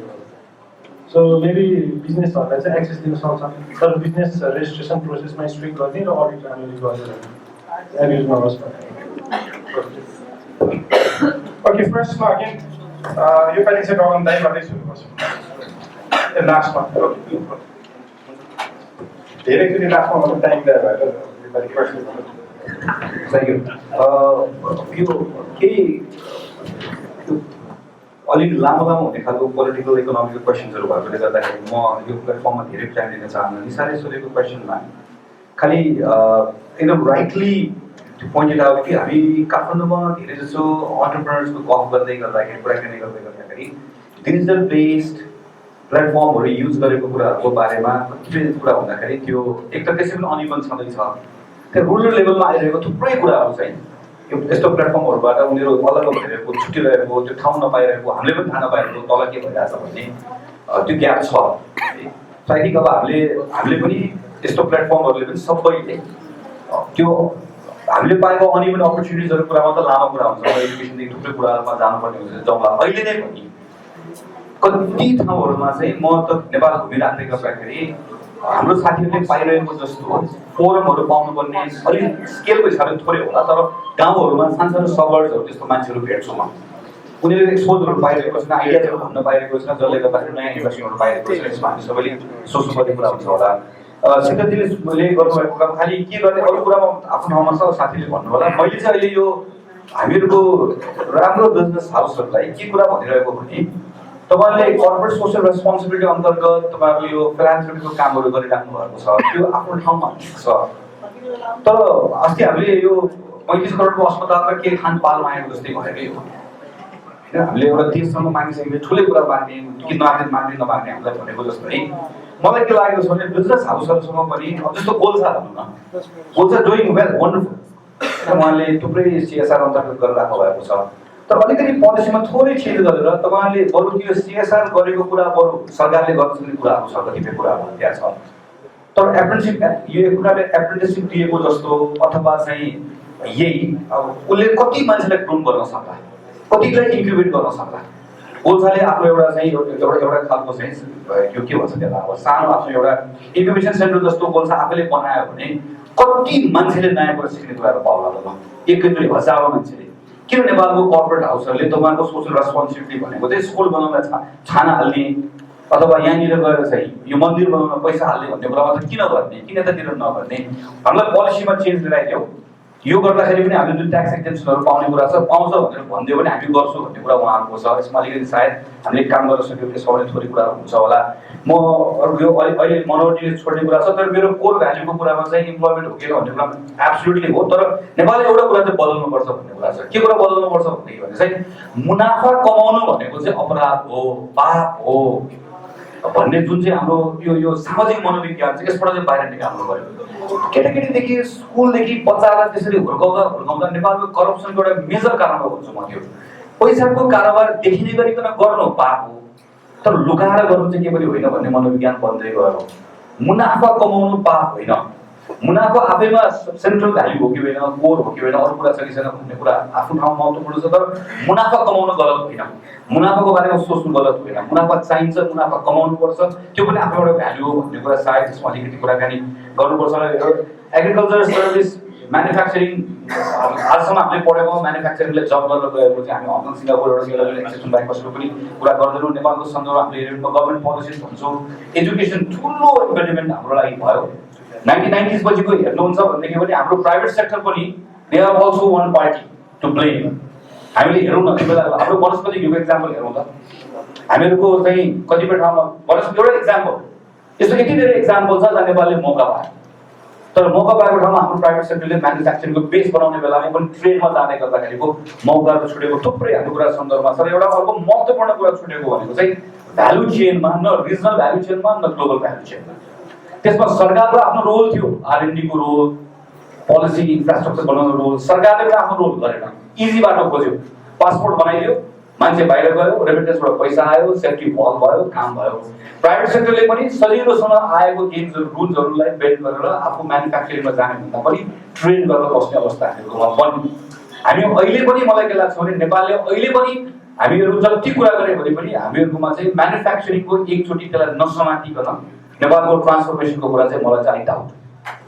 म्यानुफ्याक्चरिङको नसमातिकन हुँदैन, तर म्यानुफ्याक्चरिङ गर्ने कुरामा पनि अब चाहिँ जस्तो अहिले जस्तै हामी कहाँ मनिष मनोहर साथीहरू आएको जस्तो हामीलाई यस्तो नयाँ मान्छेहरू चाहिएको जसले म्यानुफ्याक्चरिङमा हामीले नयाँ बाटो देखाओस् कि नयाँ म्यानुफ्याक्चरिङमा। किन म्यानुफ्याक्चरिङ पनि त्यही ओल्ड स्टाइलको म्यानुफ्याक्चरिङ मात्र छैन कि हामीहरूकोमा हामी कति निस प्रडक्टमा जान सक्ने कुरा होला।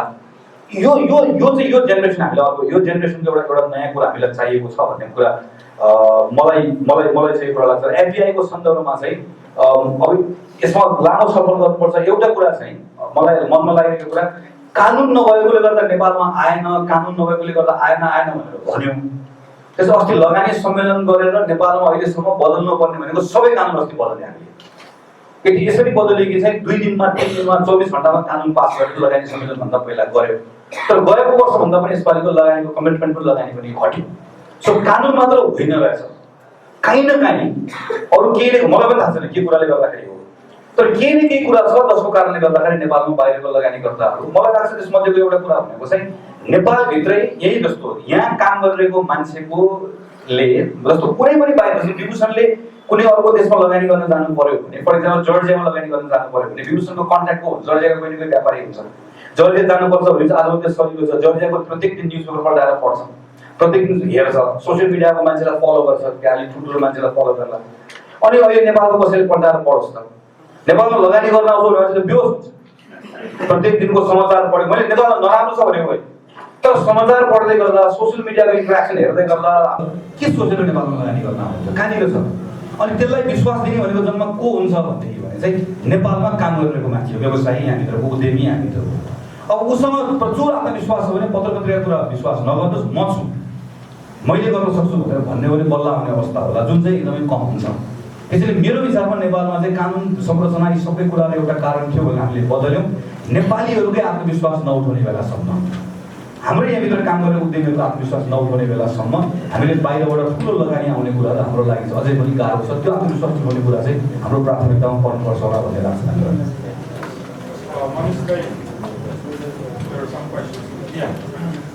फर्स्ट क्वेसन मलाई चाहिँ मेरो अन्टरप्रेन्योरसिपको कोर भ्यालुज के हो भन्ने त्यो प्रश्नमा चाहिँ मलाई त्यो हामी इन्टरनली हाम्रो एउटा भ्यालु चाहिँ के प्र्याक्टिस गर्छौँ भने प्रमोट क्युरियोसिटी भन्छ होइन मान्छेलाई क्युरियस हुन सिकाउँ नयाँ नयाँ कुराहरू खोजोस् पढोस् अध्ययन गरोस् मन्थन गरोस् होइन त्यहाँ हामी एक्सटर्नली पनि त्यो कल्चर हाम्रो सोसाइटीमा हुनुपर्छ भनेर भन्छौँ हामी बहस धेरै गर्छौँ तर हामी मन्थन गर्दैनौँ होइन हामीलाई कुरा काट्न एकदम मूल्याङ्कन गर्न आउँछ हाम्रो एकजना राइटर हुनुहुन्छ ब्रजेश खनाल उहाँले अस्ति ट्विट गर्नुभएको थियो कि हामी आफ्नो लागि सबैभन्दा ठुलो वकिल र अरूको लागि सबभन्दा राम्रो न्यायाधीश हुन्छौँ होइन सो हामी त्यो सोसाइटीमा छौँ तर विश्लेषण गरौँ न अलिक डेप्थमा गएर कुरा बुझौँ पढौँ होइन फ्याटो बोलिहाल्न हतार नगरौँ तथ्याङ्कहरू हेरौँ विश्लेषण गरौँ त्यो कुराहरूको भनेर जस्तै मैले अस्ति एउटा आर्टिकल लेखेको थिएँ हामी विगत 10 वर्षदेखि नेपालमा 3 करोड जनसङ्ख्या भनेर भनिरहेछौँ नि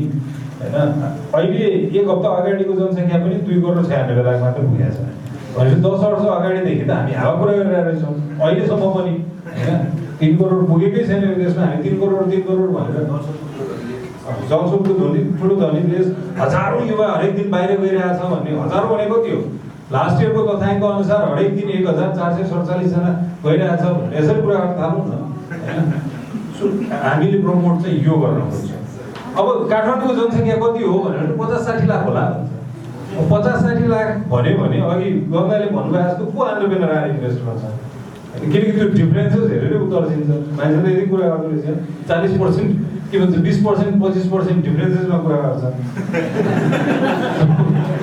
त्यो आकलनहरू मान्छेले पत्याउँदैन अनि त्यो संस्कारले गर्दा हामीलाई अगाडि बढाउन पनि सिकाउँदैन भूकम्प गएको बेलामा नेपालको गृहमन्त्रीले आफू एक्लै हुँदाखेरि चाहिँ 40 लाख जनसङ्ख्या एकैचोटि सडकमा आयो भनेर भन्नुभयो 15 दिनपछि गएर त्यही सदनमा त्यही बाइकको अगाडि चाहिँ 55 लाख जनसङ्ख्या एकैचोटि सडकमा आयो भनेर 15 लाख आँट थपियो अनि खुला मञ्चकोमा चाहिँ बिबिसी समेतले के भन्छ भने लाखौँ मान्छे उतारियो आज त 2 लाख मान्छे थियो प्रचण्डले भाषण गर्दा भनेर एकचोटि केही तथ्याङ्क गर्ने काम गर्नेहरू सबै मिलेर जोड्दाखेरि त त्यो पर स्क्वायर फिट क्यालकुलेट गर्दा त जम्मा 37,000 मान्छे आउँदो रहेछ त्यहाँ लाखौँ मान्छे त कहिले उतारेर रहेछ सो हामी त्यो संस्कार जबसम्म परिवर्तन गर्दैनौँ नि हामी हावातालमा बोल्छौँ हावातालमा कुरा गर्छौँ अनि त्यसको आधारमा गरिने निर्णयहरूले पनि हामीलाई गलत परिणामहरू दिइरहेको हुन्छ हामी त्यही संस्कार सुधार्न चाहन्छौँ धन्यवाद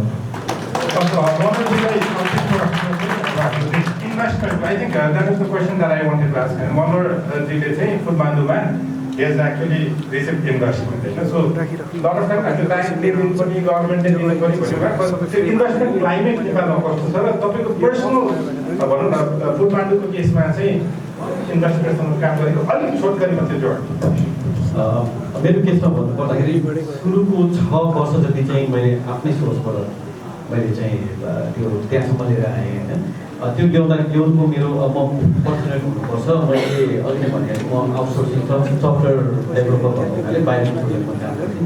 त्यताबाट जुन मैले अर्न गरेको थियो त्यो कुरालाई यतापट्टि मैले चाहिँ इन्जेक्ट गरेर मैले गरेको।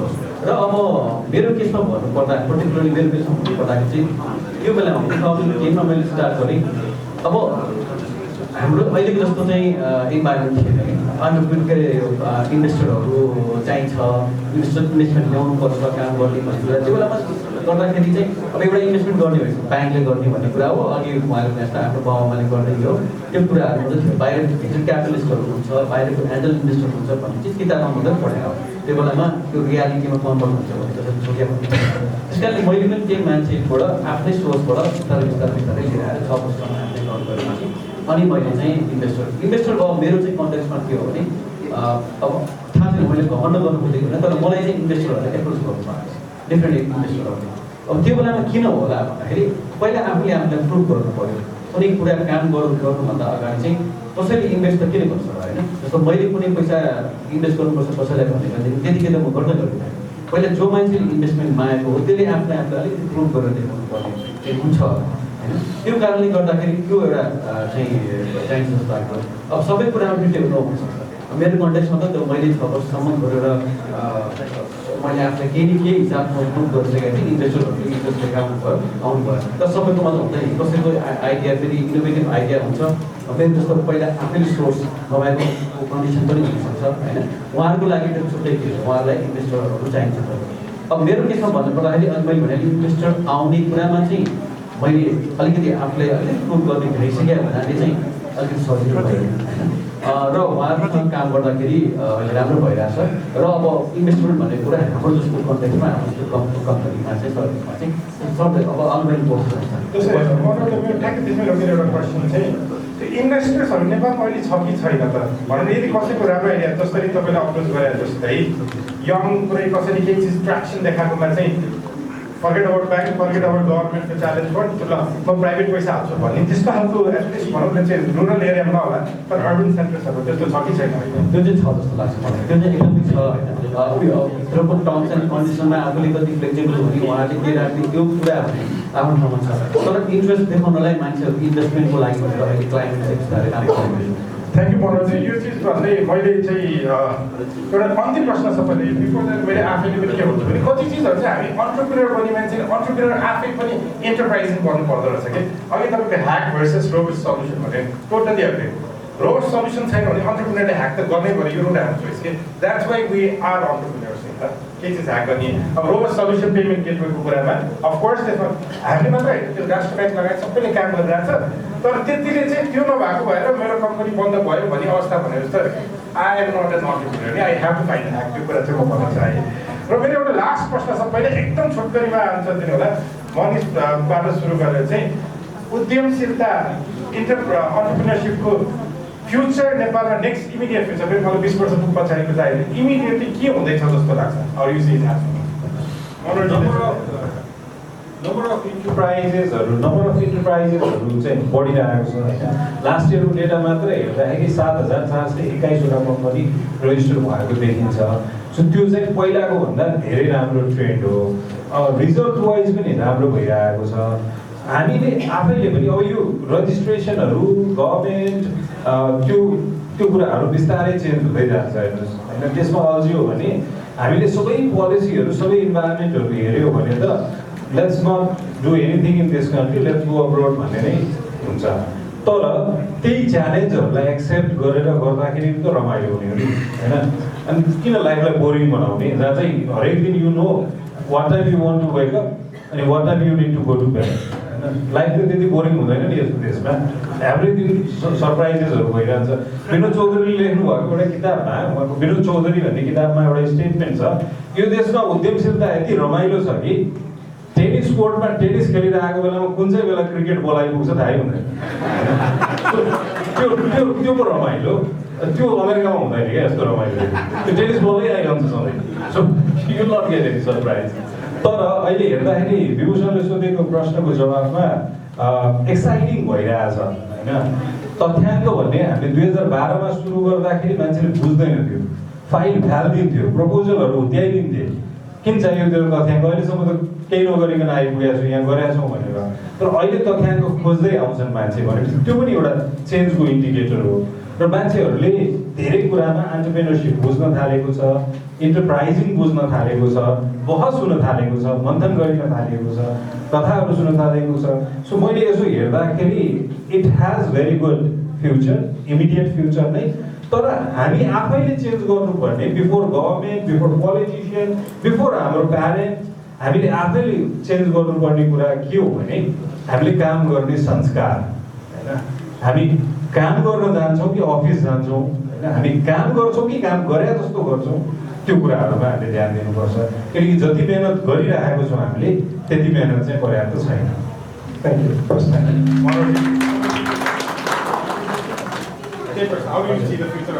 डेफिनेटली फ्युचर एकदमै ब्राइट देखेको छु।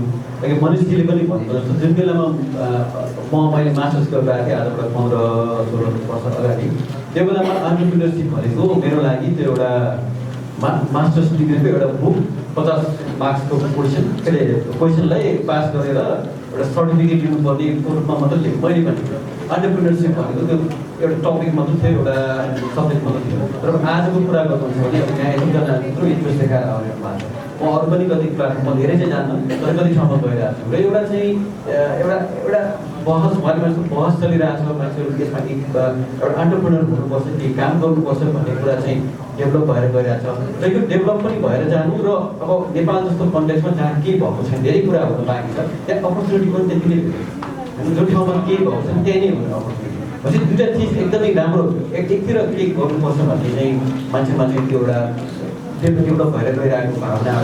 र अर्कोतिर चाहिँ अपर्च्युनिटी चाहिँ एकदमै धेरै छ। तपाईँ जहाँ हेर्नुहुन्छ तपाईँले सिकेको सक्नुहुन्छ। अब खालि त्यही कुरा आयो, त्यो कुरालाई कसरी तपाईँले ग्रास्प गर्ने, कसरी आफूले राम्रोसँग लिएर जाने भन्ने कुराहरू हुन्छ। र अब अर्को कुरा आयो काम गर्ने कल्चरको कुरा आयो। काम गर्ने कल्चर पनि एउटा डेभलप गर्नु पऱ्यो। तपाईँ जेसुकै काम हुन्छ, तपाईँहरूमध्ये धेरैजना स्टुडेन्टहरू पनि हुनुहुन्छ, अघि एकजना बहिनीले के गर्ने त भनेर सोध्नुभयो, आइडिया दिनुहोस् भन्नुभयो। सानो जे काम छ त्यो गरिहाल्ने, स्टार्ट गरिहाल्ने। म एसएलसीदेखि नै मैले चाहिँ म काममा इन्भल्भ थिएँ होइन, लागेको खालको भने चाहिँ काम गर्नुपर्छ भन्ने कल्चर चाहिँ आफू जे हुन्छ त्यो गर्न सुरु गरिहाल्ने। अनि मतलब एकैचोटि म एन्टरप्रेन्योर हुन्छु, म बिजनेस रन गर्छु भनेर सोचेको चाहिँ हुँदैन होइन। काम गर्नुपर्छ, कामलाई भ्यालु गर्न सक्नुपर्छ, त्यसपछि गर्न सकिन्छ। मनिषजी दाइले भन्दाखेरि मनोजीले भनेकोमा चाहिँ पहिला के लाग्यो त्यो दाइकेबाट जिजे आउँछ, जिजे दिदी आउँछ ठाउँ ठाउँमा गएर मेरो फ्यामिली ब्याकग्राउन्डले गर्दा मैले त्यो काम गर्न बाध्य थिइनँ। तर I wanted to start from scratch. प्रति पोस्टर टाँच्दाखेरि म 2.5 रुपियाँ चार्ज गरेँ होइन। त्यो नै कुरा मलाई अहिले आएर एकदम त्यसले हेल्प गरेको छ। मैले अर्को कुरा जोड्न खोजेको चाहिँ हामी एकदमै धेरै आस्पेक्टमा, धेरैवटा डाइमेन्सनले हामी चाहिँ ट्रान्जिसनमा छौँ स्टिल यो कन्ट्री। र म चाहिँ यसको इक्जाम्पल के दिन चाहन्छु भने जतिकै राम्रो वेदरमा पनि तपाईँले फ्लाइ गर्नुभयो भने फ्लाइट चाहिँ जतिकै राम्रो वेदर भए पनि त्यो अल्टिट्युडमा नपुगेसम्म अलिअलि ट्रबुलेन्स हुन्छ, जतिकै राम्रो वेदर छ भने पनि। अनि हामीलाई के लाग्छ भने अब यो रङ रुट लियो कि झार्ने हो कि गलत पाइलट बस्यो कि के लाग्न थाल्छ होइन। तर एउटा अल्टिट्युडमा पुगेपछि स्मुथ फ्लाइट हुन्छ। हाम्रो धेरै एस्पेक्ट, हाम्रो एन्टरप्रेन्योरसिप, हाम्रो डेमोक्रेटिक प्र्याक्टिस, हाम्रो कन्स्टिट्युसन, हाम्रो इन्स्टिट्युसनल प्र्याक्टिस, धेरै कुराहरू चाहिँ अहिले अल्टिट्युडमा पुगेकै छैन। त्यो एउटा हाइट लिइरहेको छ। त्यो अलिअलि ट्रबुलेन्स भइरहेको छ, त्यसको मतलब गलत वेदर छ भन्ने होइन। जस्तै फेडरलिजम भयो, म एज एन एन्टरप्रेन्योर मैले पनि फेडरलिजम प्र्याक्टिस गर्नु, पोलिटिसियनले मात्र प्र्याक्टिस गर्ने होइन। त्यो सबै चिज हामीले हेऱ्यौँ भने सर्टेन इयर्समा हामी एउटा अल्टिट्युडमा पुगेपछि एभ्रिथिङ विल बी फाइन। तर हामीले गर्ने के हो भने हामी त्यसमा ट्राभल गरिरहेको छौँ, हामीले त्यसलाई कन्ट्रिब्युट गर्ने हो। जसले राइड गरिरहेको छ, जो पाइलट छ उसलाई इन्करेज गर्ने हो। तर हामीले यो खराब वेदर भयो, झार्ने भयो, मार्ने भयो भन्न थाल्यो भने कहीँ पनि पुग्दैनौँ हामी। So I think this is transition. Entrepreneurship लगायत सबै कुराहरू will be on right altitude in a while in certain time. तर लास्टमा चाहिँ भगवान दाइलाई नै गरिदिनु, हजुरको पर्सपेक्टिभ भन्नुभयो। मैले सुरुमा किताब पसलमा बुवासँग काम गर्दाखेरि त्यो बेलामा पत्रिकाहरू किन आउने टाइम्स अफ इन्डिया थोरै मान्छेले पढ्नुहुन्थ्यो तर टाइम्स अफ इन्डिया जस्तो घरमा पुर्याइदियो त्यसले चाहिँ 5 रुपियाँ एक्स्ट्रा पाउँथ्यो त्यो भनेको एक प्लेट मोमो त्यो बेलामा त्यो एक प्लेट मोमो रिवार्ड पाउने भएकोले गर्दाखेरि म चाहिँ टाइम्स अफ इन्डिया पुऱ्याउन घर जान्थेँ बेलुका 5 बजे र त्यसले पछि मलाई फाइदा भयो के भनेदेखि त्यो मेरो निर्वाचन क्षेत्र त्यही परेकोले गर्दा त्यो पत्रिका पुऱ्याउने भाइ हो भन्ने कतिलाई भयो पसल थियो त्यसले मेरो एउटा कुरा अघि भनेको जस्तो फेलियर हुन्छ तर यसलाई थोमस एडिसनको भनाइ जस्तै म फेल भएको होइन 10,000वटा काम नगर्ने तरिका मैले पत्ता लगाएको भनेको जस्तै फेलियर म आफै त्यसको ठुलो एउटा भिक्टिम हो मेरो एउटा मैले आफूले काम गर्न खोज्दाखेरिको कामको फेलियरको यति धेरै ठुलो चाहिँ त्यसको प्रब्लम मैले आफूले सहनु पर्यो अहिले पनि सहनु पर्नु आएको छ होइन अहिले पनि बेला बेलामा के ल्यायो खोइतिर बाख्रा भन्छ कि खाएँ मैले एनिवे मैले फेलियर आउँछ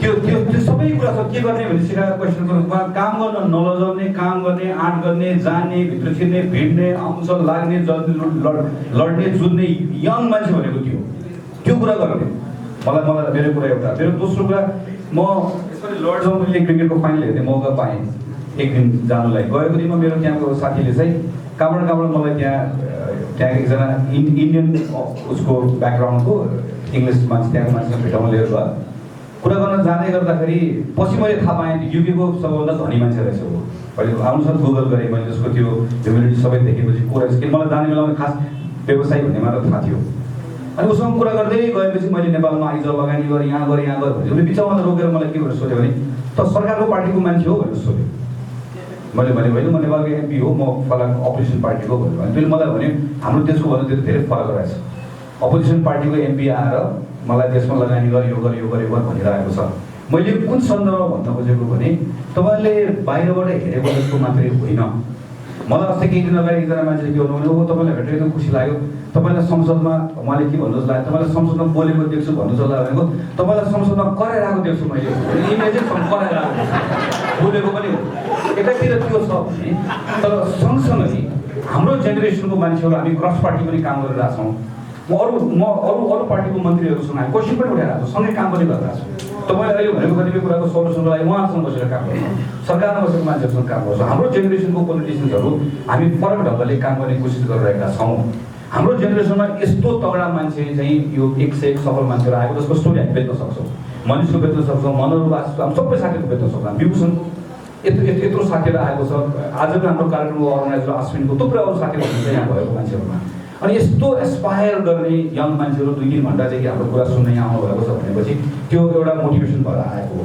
यो सबैको कम्बिनेसन भयो मैले विभूषण क्वेसनमा आउनु खोजेँ यो सबैको कम्बिनेसन भयो भने के हुन्छ होला अनुमान लगाउनुहोस् दाइ म अनुमान लगाउने होइन अनुमान लगाएर बस्ने होइन त्यो त राजाले भगवान् पशुपतिनाथले सबैको कल्याण गर्नु भने जस्तै अनुमान चेन्ज गर्ने यतिको कम्बिनेसन भएपछि यतिको सफलता प्राप्त गरिसकेको मान्छेहरू नेपाल हाम्रो जेनेरेसनमा चेन्ज गर्छ जोसुकै पार्टीमा हो चेन्ज गर्छ हाम्रो लाइफ टाइममा हामीलाई कतिचोटि के भयो भन्ने कुरा हामी लाइफ टाइममा चेन्ज गरेर देश हेर्न चाहन्छौँ भन्ने भोक भएको हामीहरू पोलिटिक्समा भएको मान्छेहरू र तपाईँहरू जस्तो एस्पायरिङ मान्छेको टिम भयो भने कम्बिनेसन भयो भने नबदलिने कुरै छैन नेपाललाई हामीले कस्तो हुन्छ भन्ने क्वेसनमा राम्रो बनाउने हाम्रो अन्टरप्रेनर्सहरूको यहाँभित्र उनीहरूको कारणले गर्दा नेपालको इकोनोमी चेन्ज हुने अवस्था हामीले निर्माण गर्ने हो र त्यो गर्न सकिन्छ मलाई त्यो गर्न सकिन्छ भन्ने एउटा ठुलो विश्वास छ त्यसको लागि एउटा काम चाहिँ गर्नुपर्ने छ अहिले मैले विथ ड्यु रेस्पेक्ट सबै पोलिटिकल पार्टिजको बाहरूलाई यसपालि हामीले बिदा गर्नुपर्ने छ सबै हाम्रो सिनियर नेताहरू जसँग ठुलो श्रद्धा हाम्रो छ तर त्यो जेनेरेसनले मलाई अघि बोलाउने युवा म काङ्ग्रेसको चाहिँ युवा नेता नेपालको होइन मेरो उमेरले पनि होइन मेरो सोचले पनि होइन मभन्दा नयाँ दुईटा जेनेरेसन मान्छेहरू आइसक्यो मैले अब 10-15 वर्षभन्दा बढी काम गर्नु हुँदैन भन्ने ठान्छु म त्योभन्दा तगडा मान्छेहरूलाई रिप्लेस गर्नुपर्छ भन्ने ठान्छु भने यो जेनेरेसन हाम्रो हजुरबाहरूको जेनेरेसनले हामीलाई जे दिनुपर्ने दिइसक्नुभयो उहाँहरूले हामी ठुलो सम्मान गर्दै अब उहाँहरूलाई हामीले विश्राम लिन लगाएर तपाईँहरूको आँटबाट हामीले केही कुरा गरेर तपाईँहरूलाई ह्यान्डओभर गरेर अनि यसलाई दौडाउने यति कुरा गर्न सक्यो भने बदलिने कुरा छैन धन्यवाद I think as a moderator, मलाई एकदमै थ्याङ्क यू भन्नुपर्छ उद्यमशील कङ्ग्रेसलाई र सबजना गगन दाइ मनोहर र मनिष लगायत सबैले होपफुली तपाईँलाई you did not have a bad time होइन आई थिङ्क यसको कन्टिन्युएसन चाहिँ मेरो पर्सनल रिक्वेस्ट चाहिँ आश्विनजीहरूलाई चाहिँ तपाईँले कुनै फर्मबाट तपाईँको सोसियल मिडिया अथवा केही चिजमा यो कजलाई चाहिँ प्लिज कन्टिन्यू गर्दै राख्नुहोस्, हाम्रो सहयोग हुनेछ। मेरो लास्टमा एउटा रिक्वेस्ट चाहिँ हाम्रो सांसदको कार्यालय भन्ने छ। हामी अहिले पनि यहाँ थुप्रै साथीहरू यहाँ हुनुहुन्छ। कसैले अहिले कोही केही साथीहरूले नेवारी खानाको वेस्टर्न खानाको इम्प्याक्ट नेवारी खानामा के परिवर्तन गरेर राख्नु भएको छ। केही साथीहरूलाई मैले भने यो मारिवानाको गरेर राख्नु भएको छ। केही साथीले रेन वाटर हार्भेस्टिङ गरेर राख्नु भएको छ। तपाईँहरूलाई पनि कसैलाई सोसियल प्रब्लमहरू यस्तो खालको अथवा पोलिसी इस्युजहरू कुनै कुरामा चाहिँ म रिसर्च गर्न सक्छु वा गर्न मन छ, 2-3 महिनाको म चाहिँ यो 2-3 महिनाको एज इन्टर्न पनि नभनौँ, एज अ रिसर्च फेलो तपाईँहरू कसैलाई काम गर्ने इच्छा छ भने उद्यमशील काङ्ग्रेसको साथीहरूसँग समन्वय गरेर अथवा आइडिया केही छ भने यो आइडियामा हामीहरू चाहिँ पोलिसी लेभलमा जाओस् भने, किन आज यहाँ गफ गर्न पाइएन तर यो आइडिया छ पार्लियामेन्टमा जाओस्, त्यो ठाउँमा पुगोस्, सल्युसन चाहियो भने तपाईँहरू कोहीसँग छ भने उद्यमशील काङ्ग्रेसको साथीहरूसँग कुराकानी गरेर त्यो मार्फतबाट हामीहरूसँग आएर will be more than happy to work with you. Thank you. Thank you very much. रिक्वेस्टमा एकैछिन चाहिँ रुमबाट बाहिर नगर्दै गइदिनुहोस्। आसुनजी wants to address something. Hello, एकैछिन यो कार्यक्रम हामीले तपाईँहरूलाई किन रोकिरहेछौँ भने तपाईँहरू आइदिनु भयो, यत्रो टाइम दिइदिनु भयो। सो कतिको इफेक्टिभ भयो त्यसको मेजर पनि हामीले गरेर नेक्स्ट कार्यक्रमको लागि पनि हामीलाई केही न केही फिडब्याक हुन्छ भनेर एउटा हामीले क्वेसनर तपाईँहरूलाई अघि कार्यक्रमको सुरुमा जुन डिस्ट्रिब्युट गरेका छौँ त्यो भरेर चाहिँ आफ्नो ठाउँमा छोडिदिनु होला कि। र अर्को कुरा तपाईँहरू जान्नु एउटा सानो दुःख के गरिदिनु भने त्यहाँ बोर्ड छ, त्यहाँ यो लास्टको तपाईँहरूको टक प्रोग्राम तपाईँहरूले सुनिसकेपछि how do feel about the optimistic future of entrepreneurship in Nepal भनेर हामीले त्यहाँ राखेका छौँ। सो कतिजनालाई के लाग्छ त्यो तल एउटा सृष्टि एउटा धर्को मात्रै तान्ने दुःख गरेर and then we have refreshment and everything. So त्यसको लागि मैले कुराको हो। र एउटा कुरा म के भन्न चाहन्छु भने अघि मैले कार्यक्रम सुन्दै गर्दा हाम्रो मनोहरजीले भन्नुभयो डेफिनेटली एन्जल इन्भेस्टर्स तपाईँले काम गर्दै गएपछि फेला पर्छ। जस्तो मेरो केसमा मैले सेयर गर्दा मैले 3 वर्षदेखि एउटा प्रोजेक्टमा लागेँ। त्यो प्रोजेक्ट सफल हुन्थ्यो हुँदैन थियो त्यो त्यतिखेर मलाई विश्वास पनि थिएन, तर म लागेँ मात्र। त्यसमा बरु 19 घन्टा हिँडे पनि त्यस्तो कति इन्स्टेन्सेस थियो। त्यो भनेको हामीले 3 वर्ष काम गरेर फाइनल्ली एभरेस्टको वाटर हामी इन्टरनेसनली बेच्न सक्छौँ। हाम्रो देशको पूर्वाधार, हाम्रो देशको इन्फ्रास्ट्रक्चर, हाम्रो देशको कम्युनिकेसन जे छ त्यो त्यसको च्यालेन्जेस बावजुद पनि हामी सक्छौँ भन्ने किसिमको हामी प्रुभ गर्दा हामीबाट चाहिँ जापानको माउन्ट फुजी स्प्रिङ्सको we have the largest private FDI from Japan who is ready to invest and market तपाईँको Everest water internationally and still we got more years to. तर जुन उहाँले भन्नुभयो एन्जल इन्भेस्टरको first you got to prove yourself. So having said that एउटा गगन दाइको मिठो र उहाँ हाम्रो मनोहरजीको मनिषाको एउटा इन्सपायरिङ टक तपाईँहरूले जुन सुन्नुभयो र लास्टमा म एन्डिङमा चाहिँ एउटा सानो पोएमले म टुङ्गाउन चाहन्छु, सायद बेयर गरिदिनु होला। सो यसको टाइटलै छ उद्यमशीलता। उद्यमशील युवा जोशहरू समृद्धि सङ्कल्पमा लाग्नुपर्छ। उद्यमशील युवा जोशहरू समृद्धि सङ्कल्पमा लाग्नुपर्छ। विदेशी कैदखाना त्यागेर स्व पुरुषार्थको जवानी अब तिम्रो मनमा जाग्नुपर्छ। ईश्वर साँची राखेर मलाई भन्न देऊ मित्र, हामीलाई भिखारी बनाउने इतिहासको छौडाहरू अब यहाँबाट भाग्नुपर्छ। धन्यवाद।